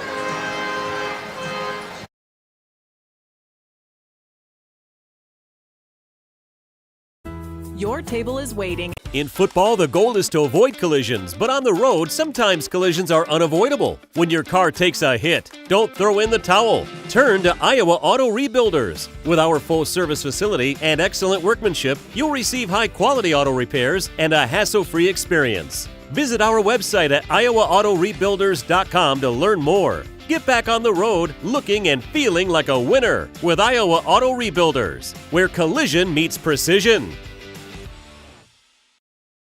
Whether you're looking to gather with friends or need a great location for a company party or corporate event, Maple Lanes is the place. You're sure to have fun with 28 bowling lanes, pool tables, pinball machines, and other party games. Why not up the challenge with Iowa's only duck pin bowling? Kingpin Social has a wide variety of great food and drinks to top off your experience. Whether it's 2 people or 200, Maple Lanes has you covered. I'd like a number 2. Husband drove into the mailbox. You've got it. Hey, Pete. The usual? My grandson hit the car with the baseball. Give me a number 7, please. Odell Collision. Unbeatable repair is back on the menu. My mind is set, my grind is set, my heart on ice cold. I'm only here to even a score. Whoa. My mind is set, my grind is set, my heart on ice cold. We're down right now, but did it before. Whoa. See from here we going up. Made the call, I shown up. Now the game is sewn up. Say my name is blown up. We up, we up, we up, we up, we up, we up, we up, we up. See from here we go.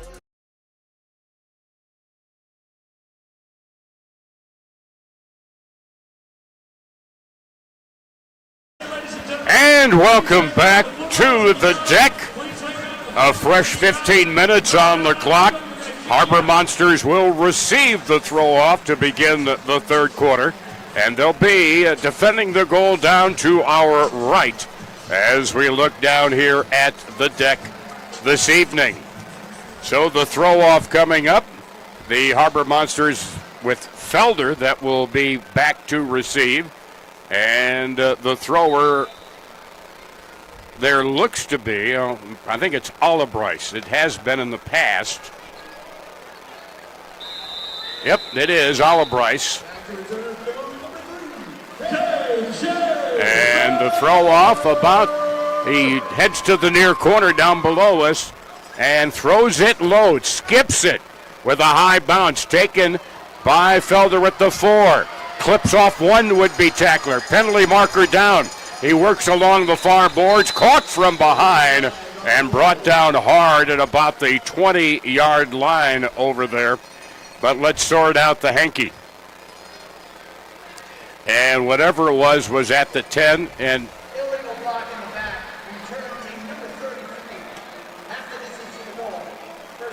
illegal block in the back, half the distance to the goal, so it will start this drive. 1st and 10 at their own 5-yard line, leading 31-12 here on their home turf. J&B Manufactured Homes turf. All right, Javante, just about a yard deep in the end zone, gets the snap. Looking, dumps it off short.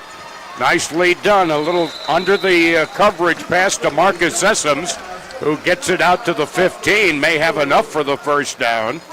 It would be, yes, it is, Sessoms with a Big Apple Bagel. First down. Yep, I see it there on Route 2. I like it. 1st and 10 at their own 15. Delay draw on the handoff to Felder, tackled by Trey Harland. Not much there. In fact, perhaps a loss of a yard, and Felder it looks like he may have a hammy cramp. A hamstring cramp could be. And so we have an Orthopedic Associates timeout as athletic trainer Betty heads on out there. Felder's just going to go right head to the bench across the way and have that hammy stretched out. So it is now 2nd down and 9 from the 16-yard line for the Monsters. 13:53 remaining, third quarter, 31-12 Duluth. Man in motion, far side. Looks to be Couch. Giving him 3 wide that side. There it goes. And it is in and out of the hands of Flowers. Oh, he had it. And he hit the end boards hard.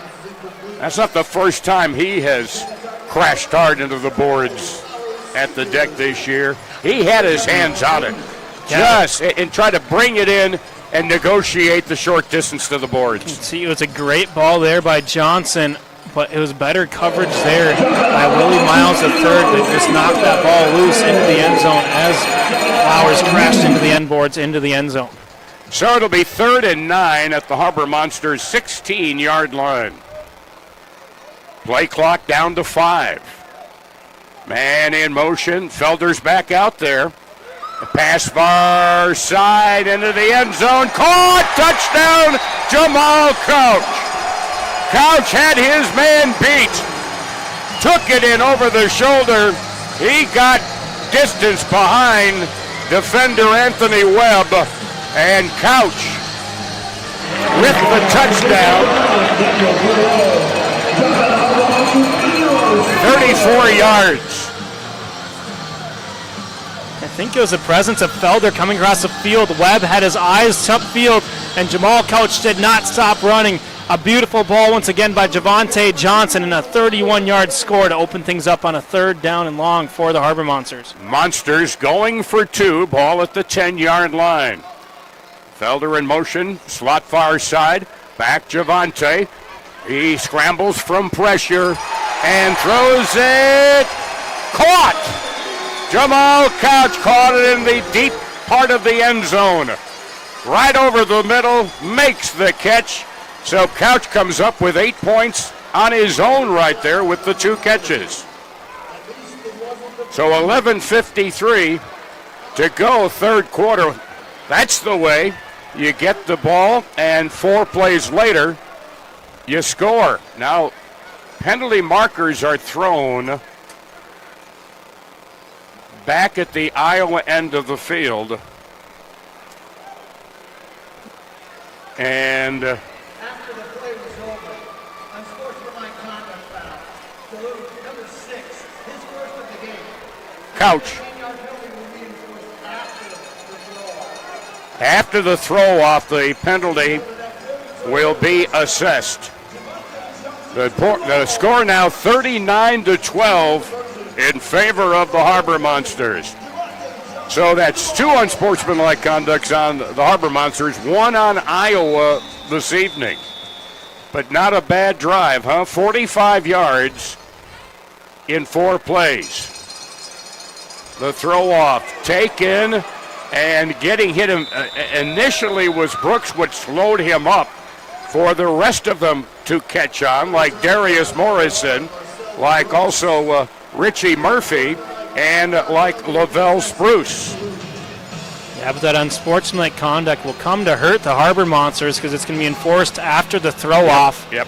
So it'll be a free 15 yards tacked on to that return out to the 13. All righty. Thank you very much, referee Tyler Downs. So, yes, they put the ball into Harbor Monster territory at the 22. So, significant change from where you thought maybe they might start the drive. Rogers throws. That one, somebody got his arm, tipped it, or tipped at the line. No. I think it might have been number 10 in the backfield. Lavelle Spruce got his hands up, big pause on that one. There's 4 Harbor Monsters in the backfield, though. A lot of confusion for Carlos Rogers. It's the Richie Murphy show. That's who it was.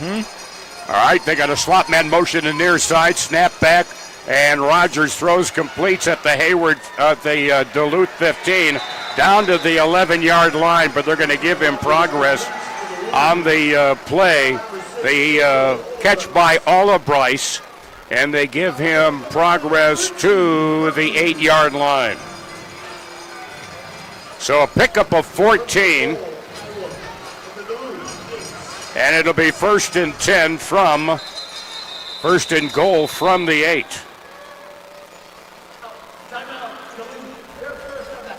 All right, Duluth takes its first timeout with 10:39 remaining in the third quarter, leading right now by 27 points, 39-12 here in the battle of the 2 top teams in the standings so far here at about the halfway point of the season. So check out the latest from DuluthMonsters.com. Again, the other games tonight, Eau Claire is at St. Joe, and Hot Springs is in Springfield, Missouri at Ozarks. Next week, only one game in the league. The Harbor Monsters down to Springfield, Missouri to take on the Lunkers. And 2 weeks coming up, July 12th, Eau Claire it will be here. Iowa will be at Ozarks, and Hot Springs will be at St. Joe Mo. So the ball will be at the Harbor's Monsters 8-yard line for Iowa. 1st and goal from the 8 as they take the timeout. No, Duluth took the timeout, excuse me. So Carlos Rogers sends a man in motion near side, quick pass far side. Caught along the far boards at about the 2 and put immediately into the boards. Kevin Simmons put him hard into the wood, but he gets progress. They give him progress to the 1. Picks up 7. 2nd and goal from the 1-yard line. And now you're looking at it, Jenner, that unsportsmanlike conduct penalty had a pretty big effect on this drive. Yeah, absolutely. On a free 15 yards, you will take it no matter what team you are on and put them into plus territory right away to start. Especially when your field's 50 yards long. In motion, Olive Bryce, far side. It goes to Mack. Mack is corralled and stopped at about the 1-yard line. Among those there, Lavelle Spruce. Also there, Michael Austin Fields, and actually a couple of others stopping the running back, Jeff Mack. 3rd and goal. A loss of a yard now at the 2. 9.5 minutes to go, third quarter. 39-12 Duluth. Rogers throws. He threw it behind. He had a man open, cutting across the middle. Now, was it deflected and intercepted by Butler? It was, but I think some fans helped him out to get that one. Otherwise, it would have gone over the boards, I believe. Yeah, replay.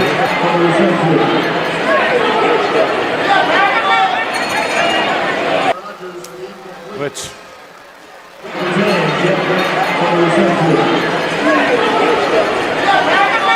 So it'll be 4th and goal from the 2 for Iowa, trailing by 27.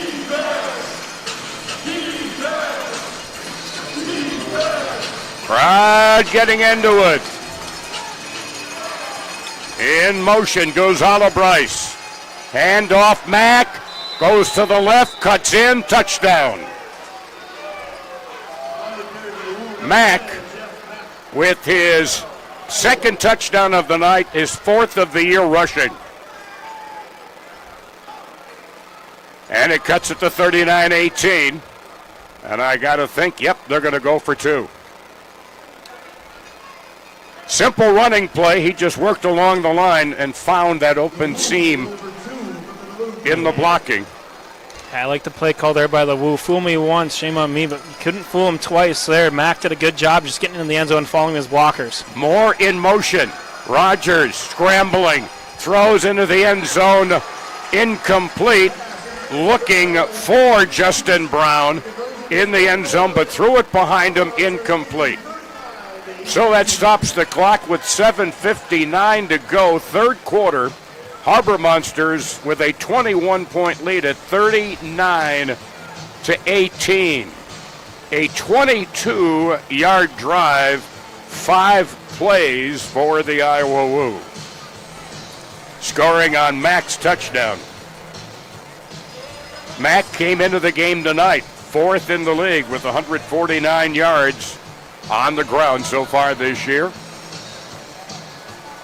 In fact, double check that. That's 2 touchdowns tonight. I got to correct myself. That's 10 touchdowns rushing for him now. Yeah, I mean, 10 touchdowns. He can do it all for Mack. He had 149 rushing, and then he had 133 receiving. And Mack has done it all. 2 scores on the day so far for him.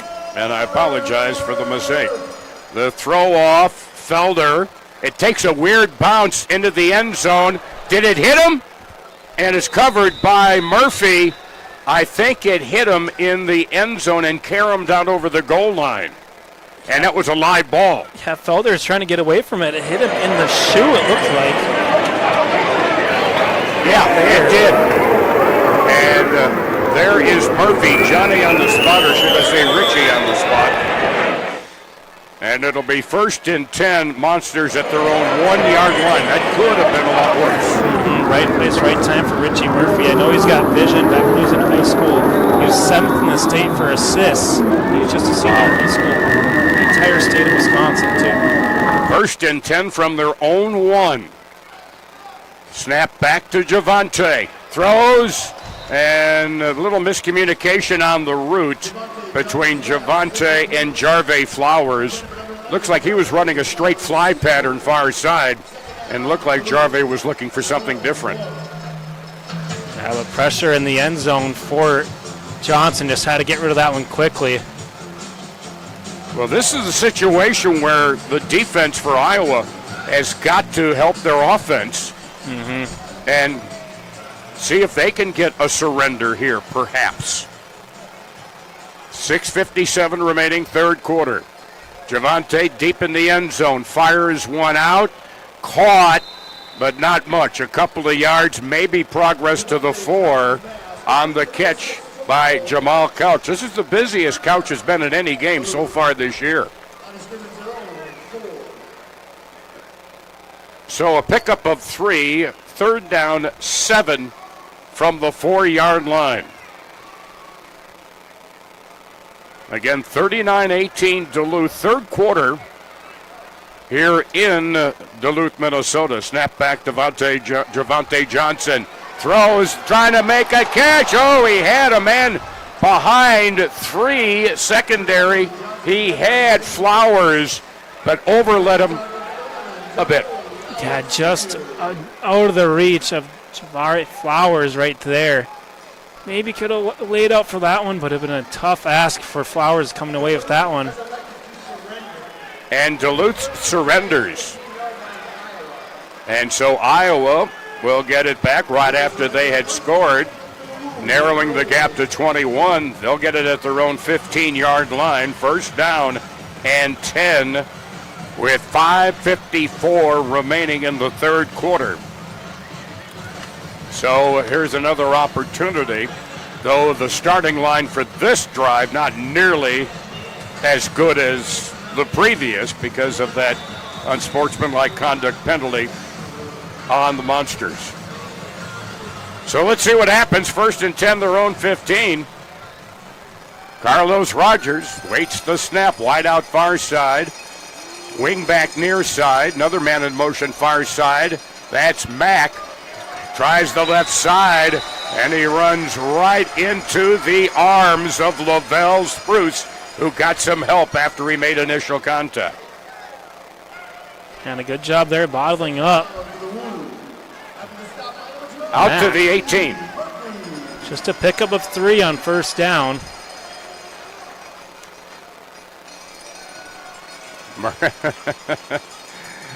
So another man in motion. That's Ola Bryce. Again, Mack sweeping far side. And Murphy puts him into the wood across the way at the 21-yard line. At the Woo 21, a pickup of 3. So my question right there is Mack took the direct snap away from the quarterback, and he ran it outside the rushing lane, but they're going to award him with the rush. Usually that would potentially be a penalty since he ran outside the running lane. Technically getting the snap makes you the quarterback. Woo catch a break there. Snap back, Rogers throws, caught inside the Harbor Monster 25, tackle broken, and driving down to the 15-yard line of the Harbor Monsters is JoJo Albrice. So it's a 1st down again, and they're moving the ball well offensively in this 3rd quarter. Ball is at the Harbor Monster 16, 1st and 10. Rogers under pressure, just throws it deep into the corner, up for grabs, jump ball, incomplete. Olive Bryce, and he was covered there by Sosa Maxwell. And it's a collaboration in the backfield between Dante Mason and guess who? Richie Murphy forced Rogers to throw it out off his back foot and just too far for the intended target. I thought at first he was just throwing it away, but no. That was very catchable. So at the Harbor Monster 16, 2nd down and 10. Harbor Monsters have scored in this quarter, but so have the Woo. 2nd and 10 from the Duluth 16. Circular motion, far side to near side for Olive Bryce. Throw, and it is caught outside the goal line, touchdown. R.J. Cadell. Haven't called his name tonight at all. A 16-yard touchdown, cutting the lead currently to 15. And they will go for 2.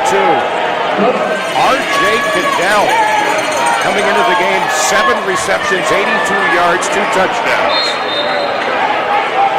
They kind of stacked up the Monsters defense with 2 receivers right there in the same vicinity.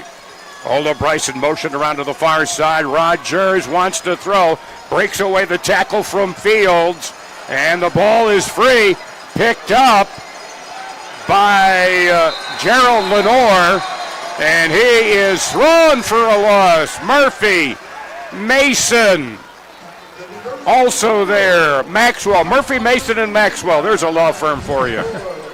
Triple M. So, 2:14 remaining 3rd quarter. The lead now 39-24 for Duluth. And lots of time yet in this second half. And Iowa starting to feel the momentum on their side. This is kind of exactly what happened back in week 1 down in Waterloo. The Woo had the lead at home at half, I believe it was 32-12, and then they just went on, the Harbor Monsters just went on a run that sparked them to get that 71-56 win, and now the Woo have just kind of sucked the energy out of the building here in the deck. Now the Harbor Monsters offense has got to do something here to get the fans back involved and just kind of find yourself, you can get some points here on the board as we're late into the 3rd quarter. JoJo Olive Bryce, the throw from right to left. Felder, it's a high bounce, takes it at the 1. Oh, he runs right by 1 from the 5 to the 10. Could go all the way near side to the 15 to the 10. Pulled down from behind, and that's a penalty. He got horse-collared down the near side, by either Olive Rice or Demarius Cooksey. Penalty marker thrown at the 3, and just like we talked at halftime, first step, unbelievable acceleration. He saw one gap and he hit that second, third gear. You can see number 3 and KJ Felder just going he's nearly into the end zone. Waterloo did what they could just to not give up 6 right there on the return. And now will be first and goal from the 1.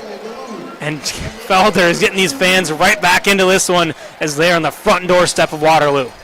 Felder's on the far boards over there, having a little discussion of I'm not sure what, but now he'll go in motion on the far side. Pitch back goes to Harden. Harden wrapped up from behind and brought down at about the 2-yard line. Looked like it was Cadell that brought him down. And a very rare snap taken under center right there by the Harbor Monsters. Maybe the first one of the season for the entire league. So they spotted at the 2, a loss of a yard for Harden. Second and goal from the Iowa 2-yard line. Yeah, he's back under center this time, under the center of Travis Whitlock. And 2 in the backfield, 1 in the motion. There's the jet sweep to the near side. Touchdown. Touchdown. Wow. Wow. Just like you draw it up on the scoreboard. Holy smokes. I think Iowa was thinking it's going to be up the middle, up the gut. And Couch on the jet sweep. And turns it in for the score. Jamal Couch's 3rd rushing touchdown of the season, and it was a much-needed score here for Duluth to extend their lead back up to 21 as the third quarter is winding down. Time running out in the first quarter, under 30 seconds, but the clock runs during the try for points. They're looking for 1. Javante quickly throws, caught, and backing his way in. He stuck it over the goal line. Marcus Sessoms. He caught it, then tried to back his way in, and then just held the ball over the goal line and broke the play. Well, usually the low man wins in football, but Marcus Sessoms says the weight room won this battle, and he just backed his way into the end zone. You can see in the replay here. Quick out. Didn't go down. Had his hand down to keep from going down and broke the plane. And so 13.7 seconds to go in the third quarter. Their lead back up now to 12 for Duluth at 46-24. That, by the way, is another Carey Toyota touchdown. The touchdown initially by Jamal Couch. Here's the throw off with the clock running. Taken at the 6, to the 10, to the 15 near side. That's Brooks. Brooks is corralled on the near boards at about the 22-23 yard line. James Harden there to make the tackle. So is Felder. Couch was there as well. And that will run the third quarter out. 1 quarter to go, folks. Monsters heading to the fourth.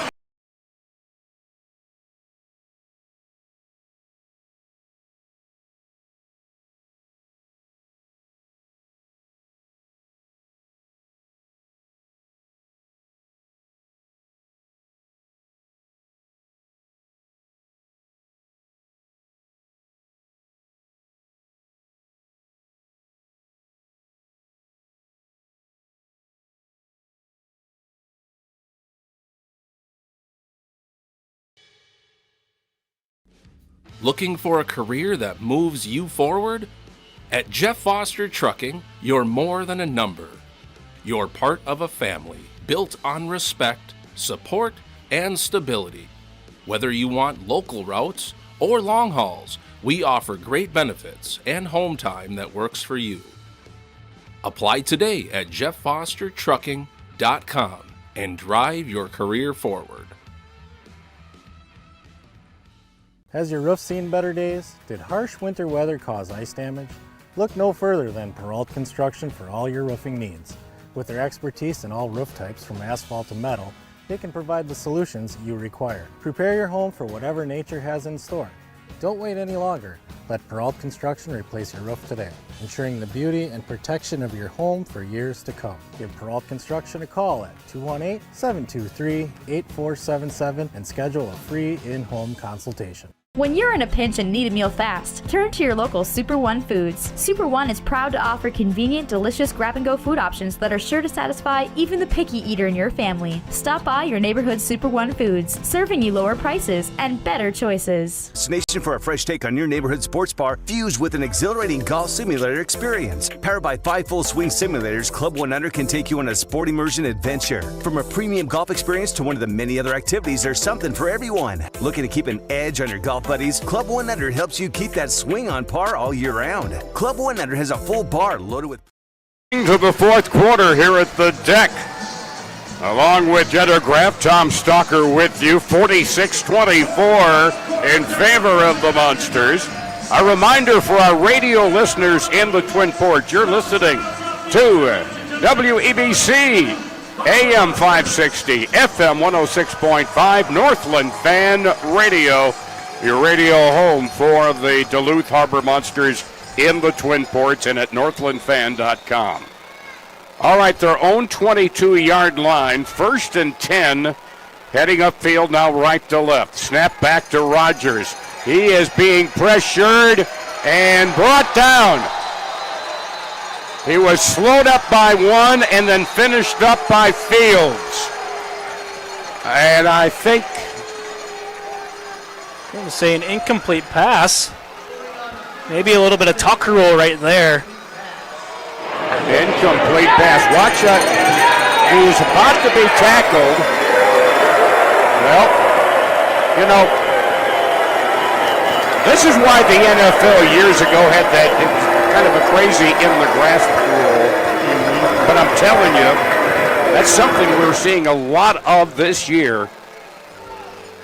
When a quarterback's being tackled and to avoid from going down, he just spits the football out.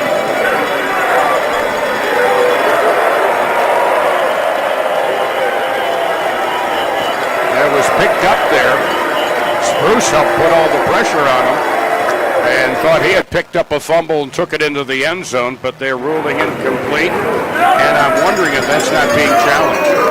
It's not a challenge fake. Thought I did. And of course, now everybody's attention's on the big video board down at the end zone to our right.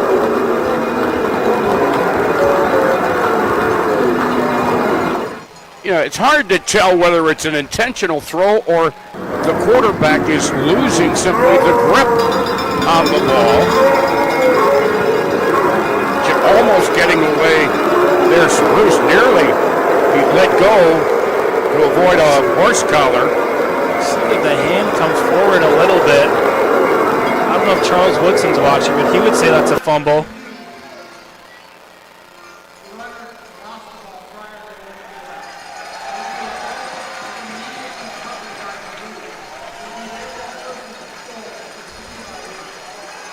All right. Referee Tyler Downs lets us know on the fumble by Rogers. It is down at the 2-yard line, the Iowa 2-yard line.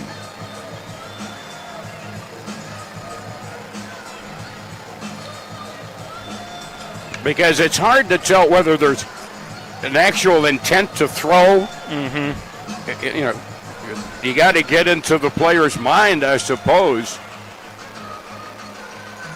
Or was he just trying to flip it? And that's not a hand. That's an underhand toss.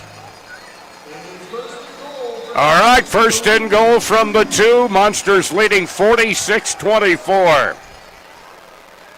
Harden gets the handoff. The touchdown. Touchdown, Harbor Monsters. Touchdown again, James Harden. Another carried Toyota touchdown. Mentioned that James Harden step back. That was a James Harden step through late there. You can see on the goal line right here. He had one man to beat. He did that, left him in the dust, and that's 6 on the board for the Harbor Monsters. And high fives from the fans in the end zone. So that turn of events might be enough to kind of stall the Woo for a little bit, but there's still a lot of time left. 13 and a half minutes, the clock running. On the point after, penalty marker thrown. Somebody was offsides defensively, and it was Iowa for sure. And 19? Maybe it was... I don't have a 19. I don't either. 15, there we go. See, even the gentleman down on the field having trouble with those sky blue numbers. That's one more. Moore has 2 sacks coming into tonight's game. He's trying to get his third right there, but just jumped the cadence a little bit too early. So now, half the distance on the penalty. The try for point after. Intercepted, penalty marker down. The ball returned out of the end zone. Oh, what a hit by James Harden defensively, but we've got Laundry askew on the field, and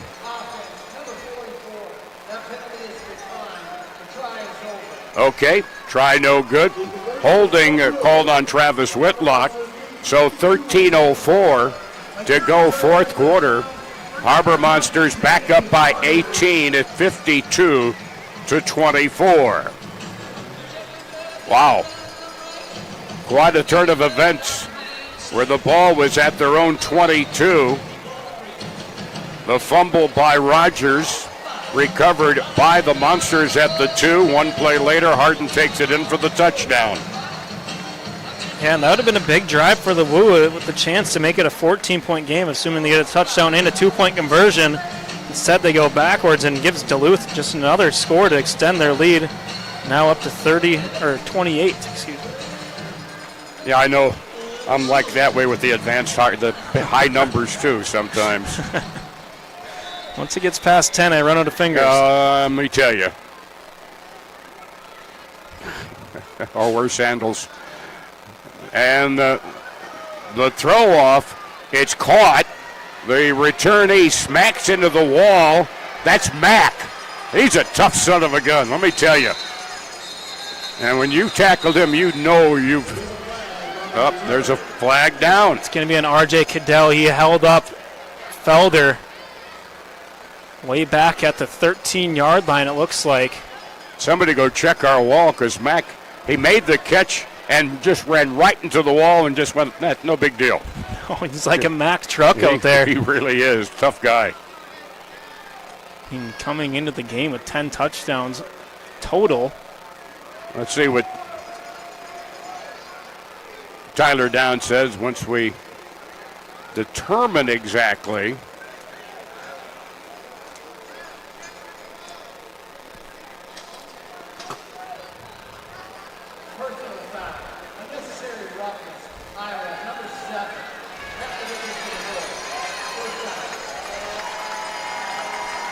Okay, unnecessary roughness. Wasn't that a movie once? Or was it necessary roughness? So Iowa's moved back to their own 14-yard line. That's the one that had the supermodel as their kicker. No supermodel kickers here in the Arena League. No, we don't have kicking in the Arena League, not even by supermodels. Now, that may be a different movie. We're going to have to go to imdb.com. All right, snap back to Rogers. Rogers letting it go. Intercepted in the end zone. Ahmad Butler. He had better position than the intended receiver, JoJo Olibryce. And it was a great pass off there in the secondary. The quarterback, Carlos Rogers, thought he had all Rice all by himself, but Ahmad Butler he had eyes on that football all the way. You can see he steps in front of the receiver and comes down with the INT into the end zone. So it's a touchback, and it'll come out to the 5-yard line on the interception by Ahmad Butler, who came into the game 10.5 total tackles and 2 sacks, and now has an INT to add to the stat list. And just a tragic start here for the Woo into this fourth quarter. It's been 2 plays and 2 turnovers, and now the Harbor Monsters looking to capitalize on that. And run off some time, which has 12 minutes plus remaining. Snap Javante, pitch to Harden. Harden to the short side of the field, far side, is pinned against the boards across the way by Demarius Cooksey on the stop. They give him progress to the 8. It'll be 2nd down 7 at their own 8-yard line. And the clock, as they say at NASA, is running.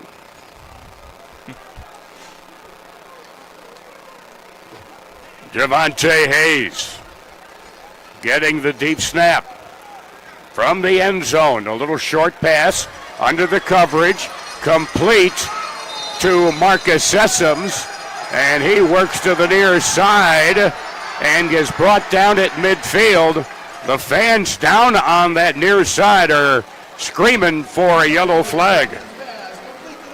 When it was behind all the officials, it was Jarve Flowers, and I think it was number 14, Demarius Cooksey, laid it down on the Woo 10-yard line, so nobody saw it, no harm, no foul.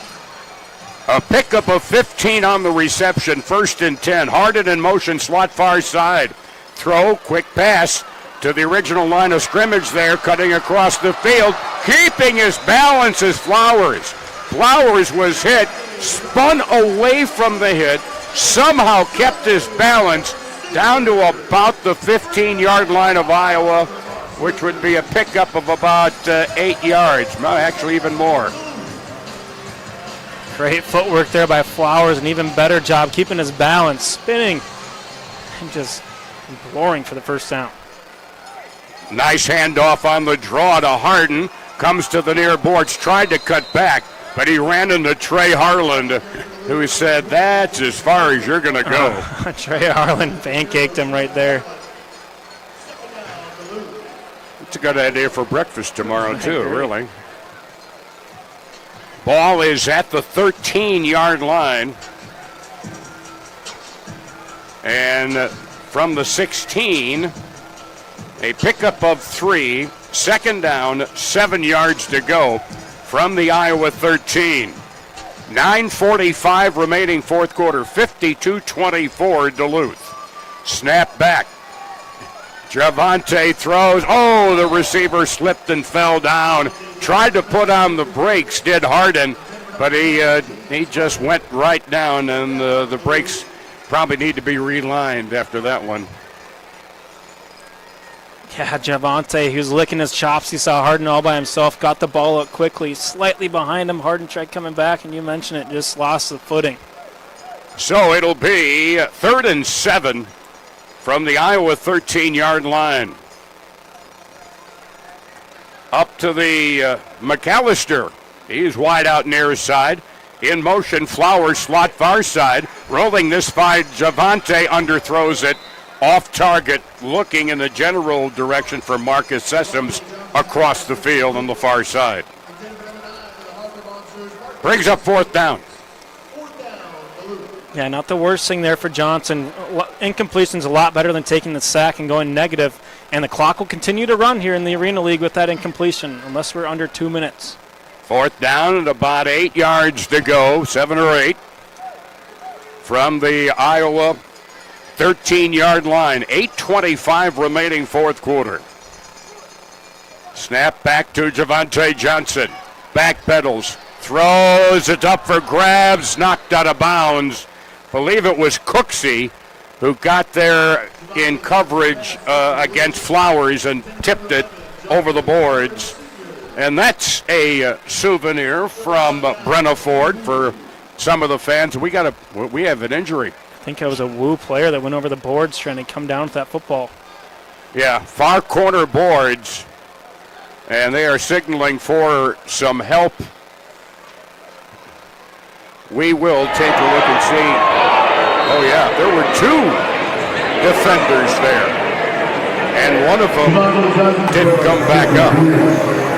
The flag after the play, we hear from Brian Prudhomme, Stadium PA announcer. And a penalty marker thrown on the play or after the play. And attention being given.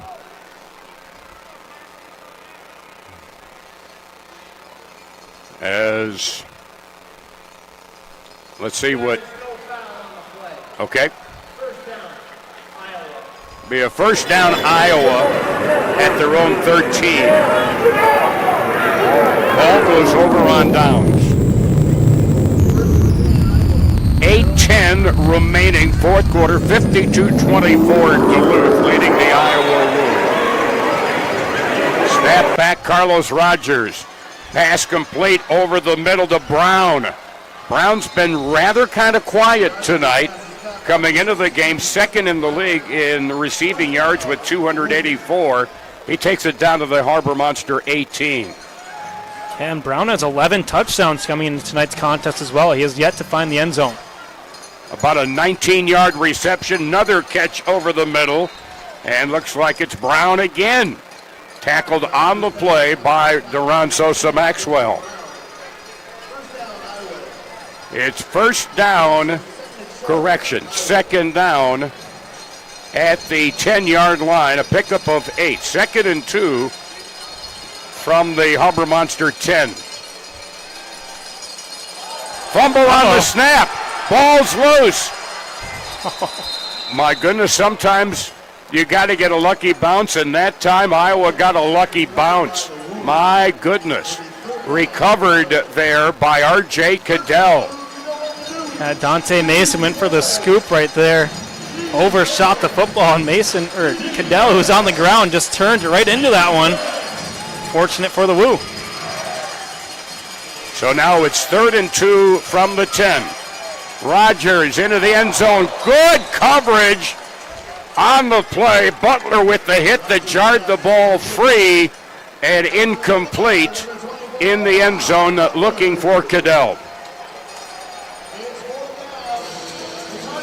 4th and 2. 6:19 remaining.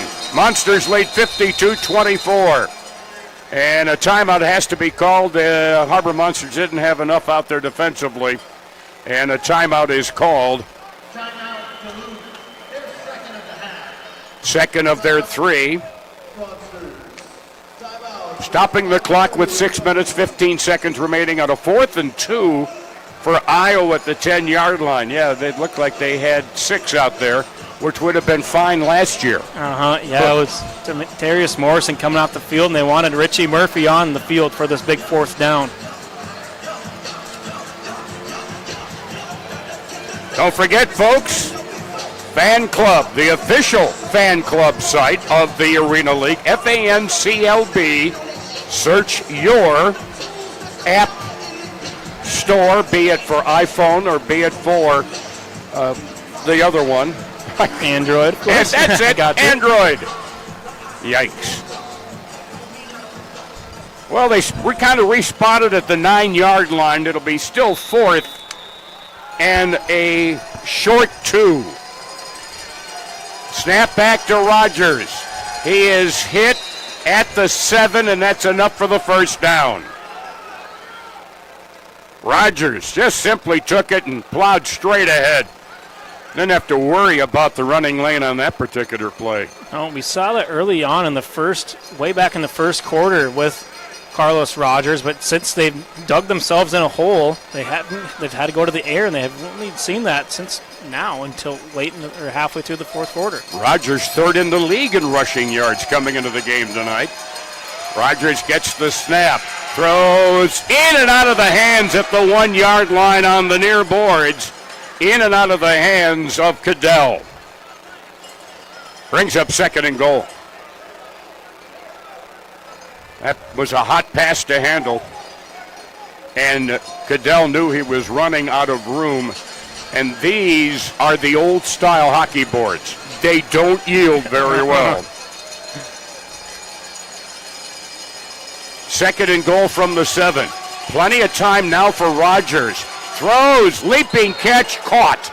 Ola Bryce, touchdown. A 7-yard reception by J.J. Ola Bryce. Cuts it to 22 at 52:30. And they really don't have a choice but to go for 2. Clock down inside of 5 minutes. 4 minutes, 37 seconds. As you see on the screen, those watching on TV on My 9 and Fan Club TV. Snap back to Rogers. Pass. Nice grab at the 5 by Brown, but that's as far as he gets. Tackled by Fields. Tackled by Maxwell. 2-point try, no good. 4:21 remaining fourth quarter. Harbor Monsters lead 52-30. And right now, you're down 22. You needed every single point you could find because only way you can stop the clock now until the 2-minute mark is by a timeout or a penalty. Inside of 2 minutes, an incomplete pass will stop it. And here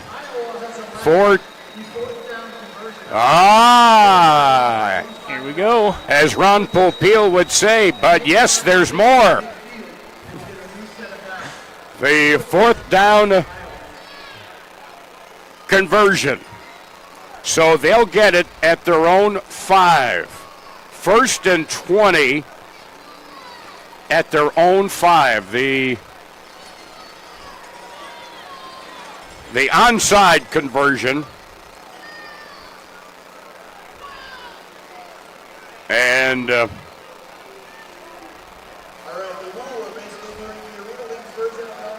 they have it basically, it's officially a 4th down and 20 from their own 5-yard line. It's called an onside conversion. I looked it up. So they've got to get it to the 25-yard line or more.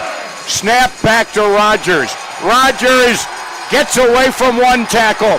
Can't get away from 2. The ball comes free, and it's going to be 1st and goal at the 1-yard line. The ball recovered. It's a 4th down until it goes over on downs. And the Harbor Monsters only brought 2 there. You can see right here. First pressure there was by Lavelle Spruce. Finishing him off was Darius Morrison.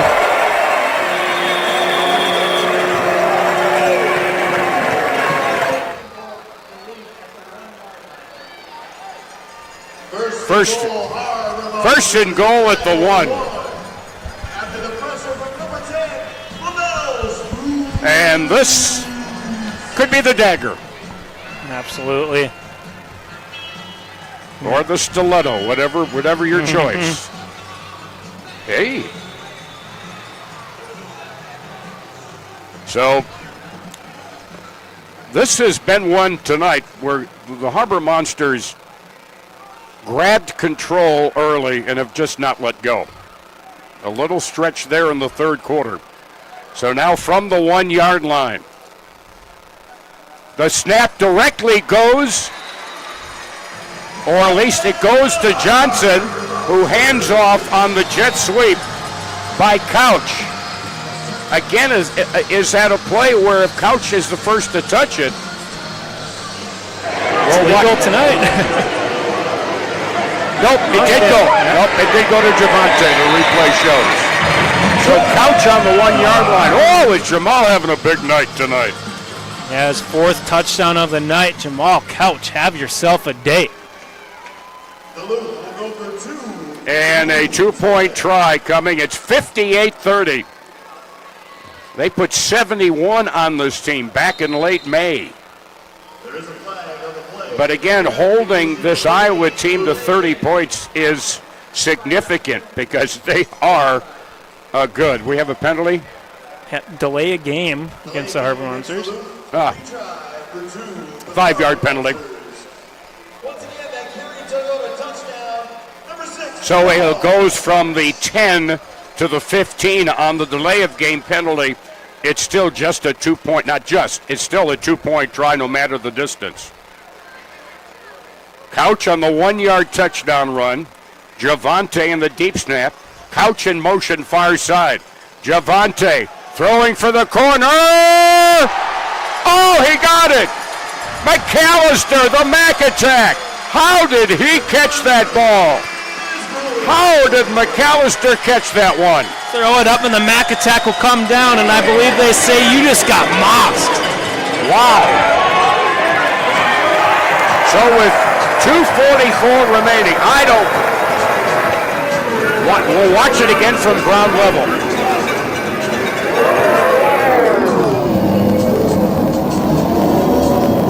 Holy smokes.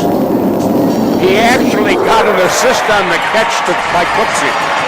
There's fantastic coverage, but better offense always beats good defense, and what a grab there by McAllister. 60-30. Cooksey actually kind of inadvertently held the ball a little bit, allowing McAllister to get control.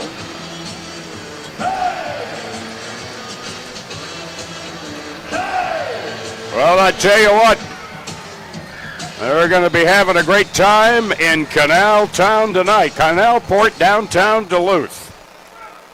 Here's the throw off, takes a bounce and bounces out of bounds, and that'll come out to midfield. If it goes off the throw out of bounds. That's what it is. Two ways it goes to midfield. One, if it does not bounce inside the 10, which that didn't, or it goes directly out of bounds. And it was certainly close there for Couch, but a little too close for comfort to bring the ball out to midfield. Yeah. 2.5 minutes remaining, 60-30. Ball at midfield for the Woo. The clock is running. Rogers spinning out of pressure, and the pass in and out of the grip of Jeff Mack. And a penalty marker thrown at the end of the play. It hit him right in the breadbasket. There is no foul on the play. The ruling on the field is an incomplete pass. Yeah. It'll be second down. The clock will start on my whistle. Clock still outside of 2 minutes, so the clock will pick back up. 2nd and 10 at midfield at the 25-yard line. Yeah, and this is a Woo team that averages 58 points per game. Nearly held to half of that so far. They send a man in motion from the backfield, snap back to Rogers, and his pass zipped, but behind Ola Bryce. Ola Bryce with the pattern on the near side. This is the 2-minute timeout. All right. And we are having a 2-minute timeout brought to you by General and Company. We're at the 2-minute warning, the 2-minute timeout, however you'd like to phrase it. 60-30 in favor of the Duluth Harbor Monsters. And I believe we'll be taking a timeout, Mr. Producer. We will be taking a timeout with the 2-minute warning. Back with the remainder of this one after the break. In the quiet moments before dawn, champions are made. Every fan, every athlete, every moment counts. It's not just a game. It's a passion that unites us, drives us, and makes us strive for greatness. Greatness is wherever fans connect and call home. We believe in the power of the community. We believe in turning passion into action. We bring fans closer and transform loyalty into unforgettable experiences. Join us. Make every moment matter. Fan Club. Get your fans in the game.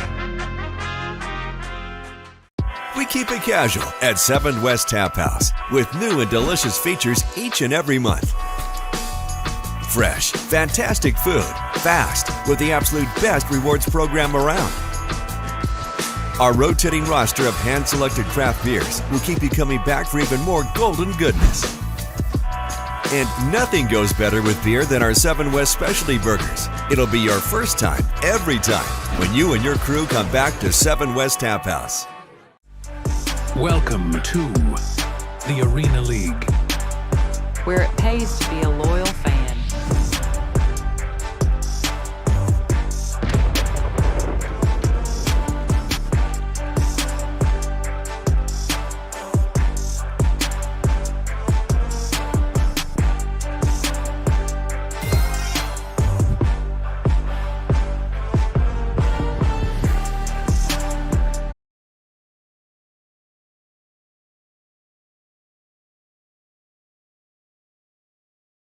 Down and 10 for Iowa. Rogers throws it off short. Catch made, and Mack runs it down to about the 11-yard line, picks up about 14 yards, and it'll be 1st and 10 from the Harbor Monster 11. Actually, call it the 12. High snap. Rogers brings it down. Lobbing one for the corner, but over. Oh, wow. Ola Bryce teeters over the boards and out of play. Too hard, and he was covered on the play by Kevin Simmons. 2nd and 10 from the 12. 1:31, and again with the incomplete pass, the clock does come to a halt. 2nd and 10 now from the Harbor Monster 12. Rogers rolling far side, has some room, and it's into the end zone. A juggling catch by JoJo Olabrice. He juggled it, but he caught it. That's a 12-yard reception. And cuts it to 60-36. With 85 seconds remaining in this one, they will go, obviously, for 2. You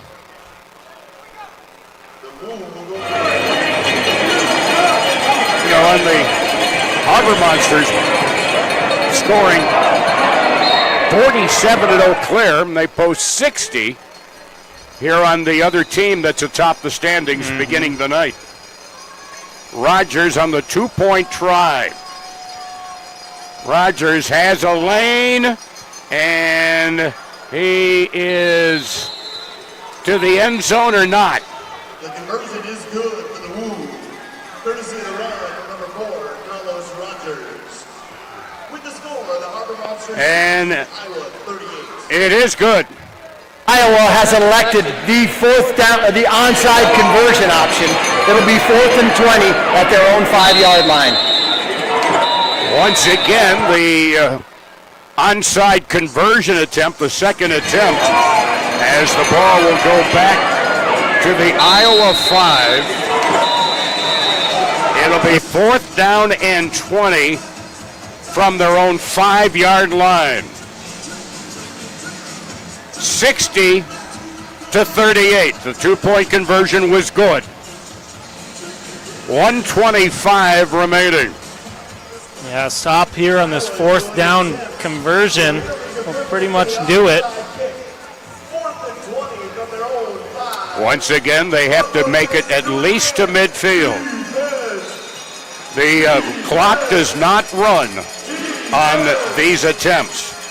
Rogers looking to run. He flips it up ahead. With it now is Cadell, and Cadell gets it into Hayward. To Duluth territory. I don't know where I am tonight. And they will continue to play. Yeah. So a little pitch to Cadell, And they're down at the Harbor Monster 14. And it's first down and 10. Duluth will take now the clock timeout. will run. And a timeout's being taken. Looks like a timeout being called. Timeout Iowa. Duluth. They're third and final. Duluth takes their final timeout. Thank you, Tyler. Yeah, it seemed like Rogers, he honestly ran into his own offensive lineman and just saw R.J. Cadell right in front of him, so he said, I might as well just give it to you. And then Cadell made one cut, and all of a sudden he had a lot of green grass in front of him. Well, because you're kind of, as I'm talking with our producer, what our defense is doing, they're kind of stacking it all up there. Mm-hmm. They're not thinking, or then they relaxed off the line of scrimmage because, you got from the 5 to the 25. You got 20 yards to defend and make the stop. Yeah, kind of a prevent defense, if you will. So the timeout, final one of the night called by Duluth. Don't forget, next week, Harbor Monsters will be in Springfield, Missouri. We will have the radio broadcast for you, our folks in the Twin Ports, and on the internet at northlandfan.com. We'll have it for you at 6:50 next Saturday night. So after the timeout runs out, it is 60-38, a 22-point difference. Iowa keeps it going by getting and converting on the 4th down and 20 down to the Harbor Monsters 14-yard line. 1st and 10. Rogers chased. Rogers tackled, sacked, tackled. Richie Murphy. And a big-time sack there for Murphy. It's going to be a loss of 10 on the play for the Woo. They'll expend their first timeout of the second half, I believe. But a huge sack there for Murphy. Yeah. Timeout Iowa. They're first of the half. Okay. Well, I suspect that since it's a second down situation, second down and about 19, Iowa will use every timeout they have. Yeah, they gotta. You have no other choice in this situation, and that's what you do. Because if you don't call timeout, it's like, what? You're giving up? And you don't do that. Mm-mm. You're professionals, no matter what the score is. So next week, we'll be fishing for lunkers down in Springfield, Mo. Get a couple of good crankbaits. I know a couple of cranks I'd like to use for bait, but that's a different story. Just a joke, folks, just a joke. Following that, their next home game will be Anglers Night, too. And it'll be Anglers Night here. Bring more crankbaits. All right, 4th and 19. Rogers in trouble, tackled. Guess who got him? I'll give you two guesses, and the answer is Richie Murphy. Prudhomme's getting into it, too, the PA guy. Absolutely back-to-back sacks for Richie Murphy. And I think he's going to find himself a home here in Duluth, as his first game as a Harbor Monster has been a spectacular one. Yeah, get a couple another 100,000 followers or something. Goodness gracious. All right, it's 3rd and a long, long distance. 25 seconds remaining. Throw to the end zone. Oh, there was duking back and forth by Simmons and Brown. They were really giving each other, they were shoving at each other, but the penalty marker's Personal back. foul, roughing the passer. Defense number 10. 15-yard penalty, automatic, first down. Roughing the passer on Lavelle Spruce. 21.2 seconds remaining, folks, but you can go out and collect the hymnals because this service is over. Yeah, just one you don't want to see for Spruce right there, but it seems like the Woo will run out of time, as you just mentioned right there, as this service. Or you can also put out the fire and call in the dogs. This hunt's over.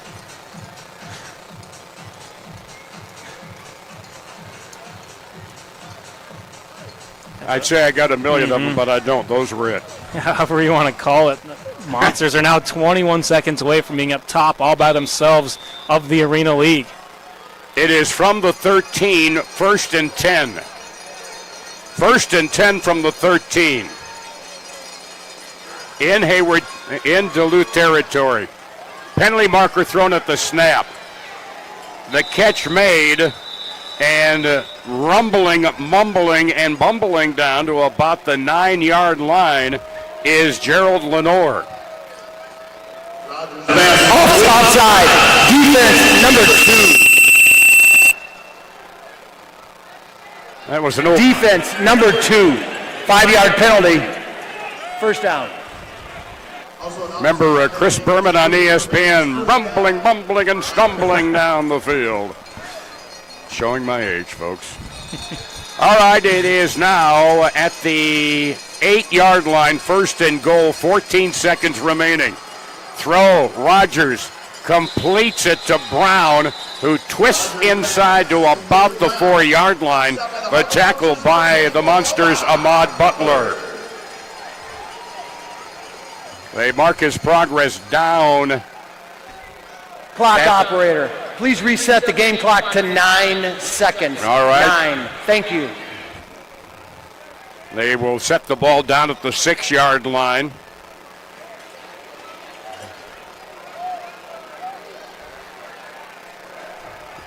Harbor Monsters haven't touched the football since 2:44 remaining in this quarter. From the 6, 2nd down. Rogers still dropping back. Breaks 1 tackle, but 3 put him into the boards. Murphy, Morrison, and Sessoms. 0.7 of a second left. Don't spend it all in one place, folks. There goes the clock. The clock is zeros. That is the end of the game. Final score, Harbor Monsters 60, the Iowa Woo 38. Back in 2 minutes on Duluth Harbor Monsters football.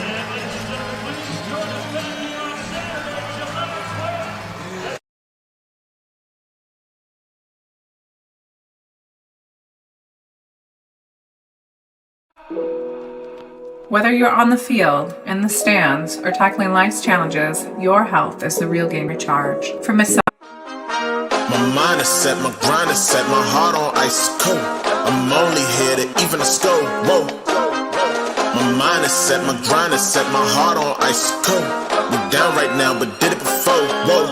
See from here we gon' up. Made the call, I shown up. Now the game is sewn up. Say my name is blown up. We up, we up. We up, we up, we up, we up, we up, we up. See from here we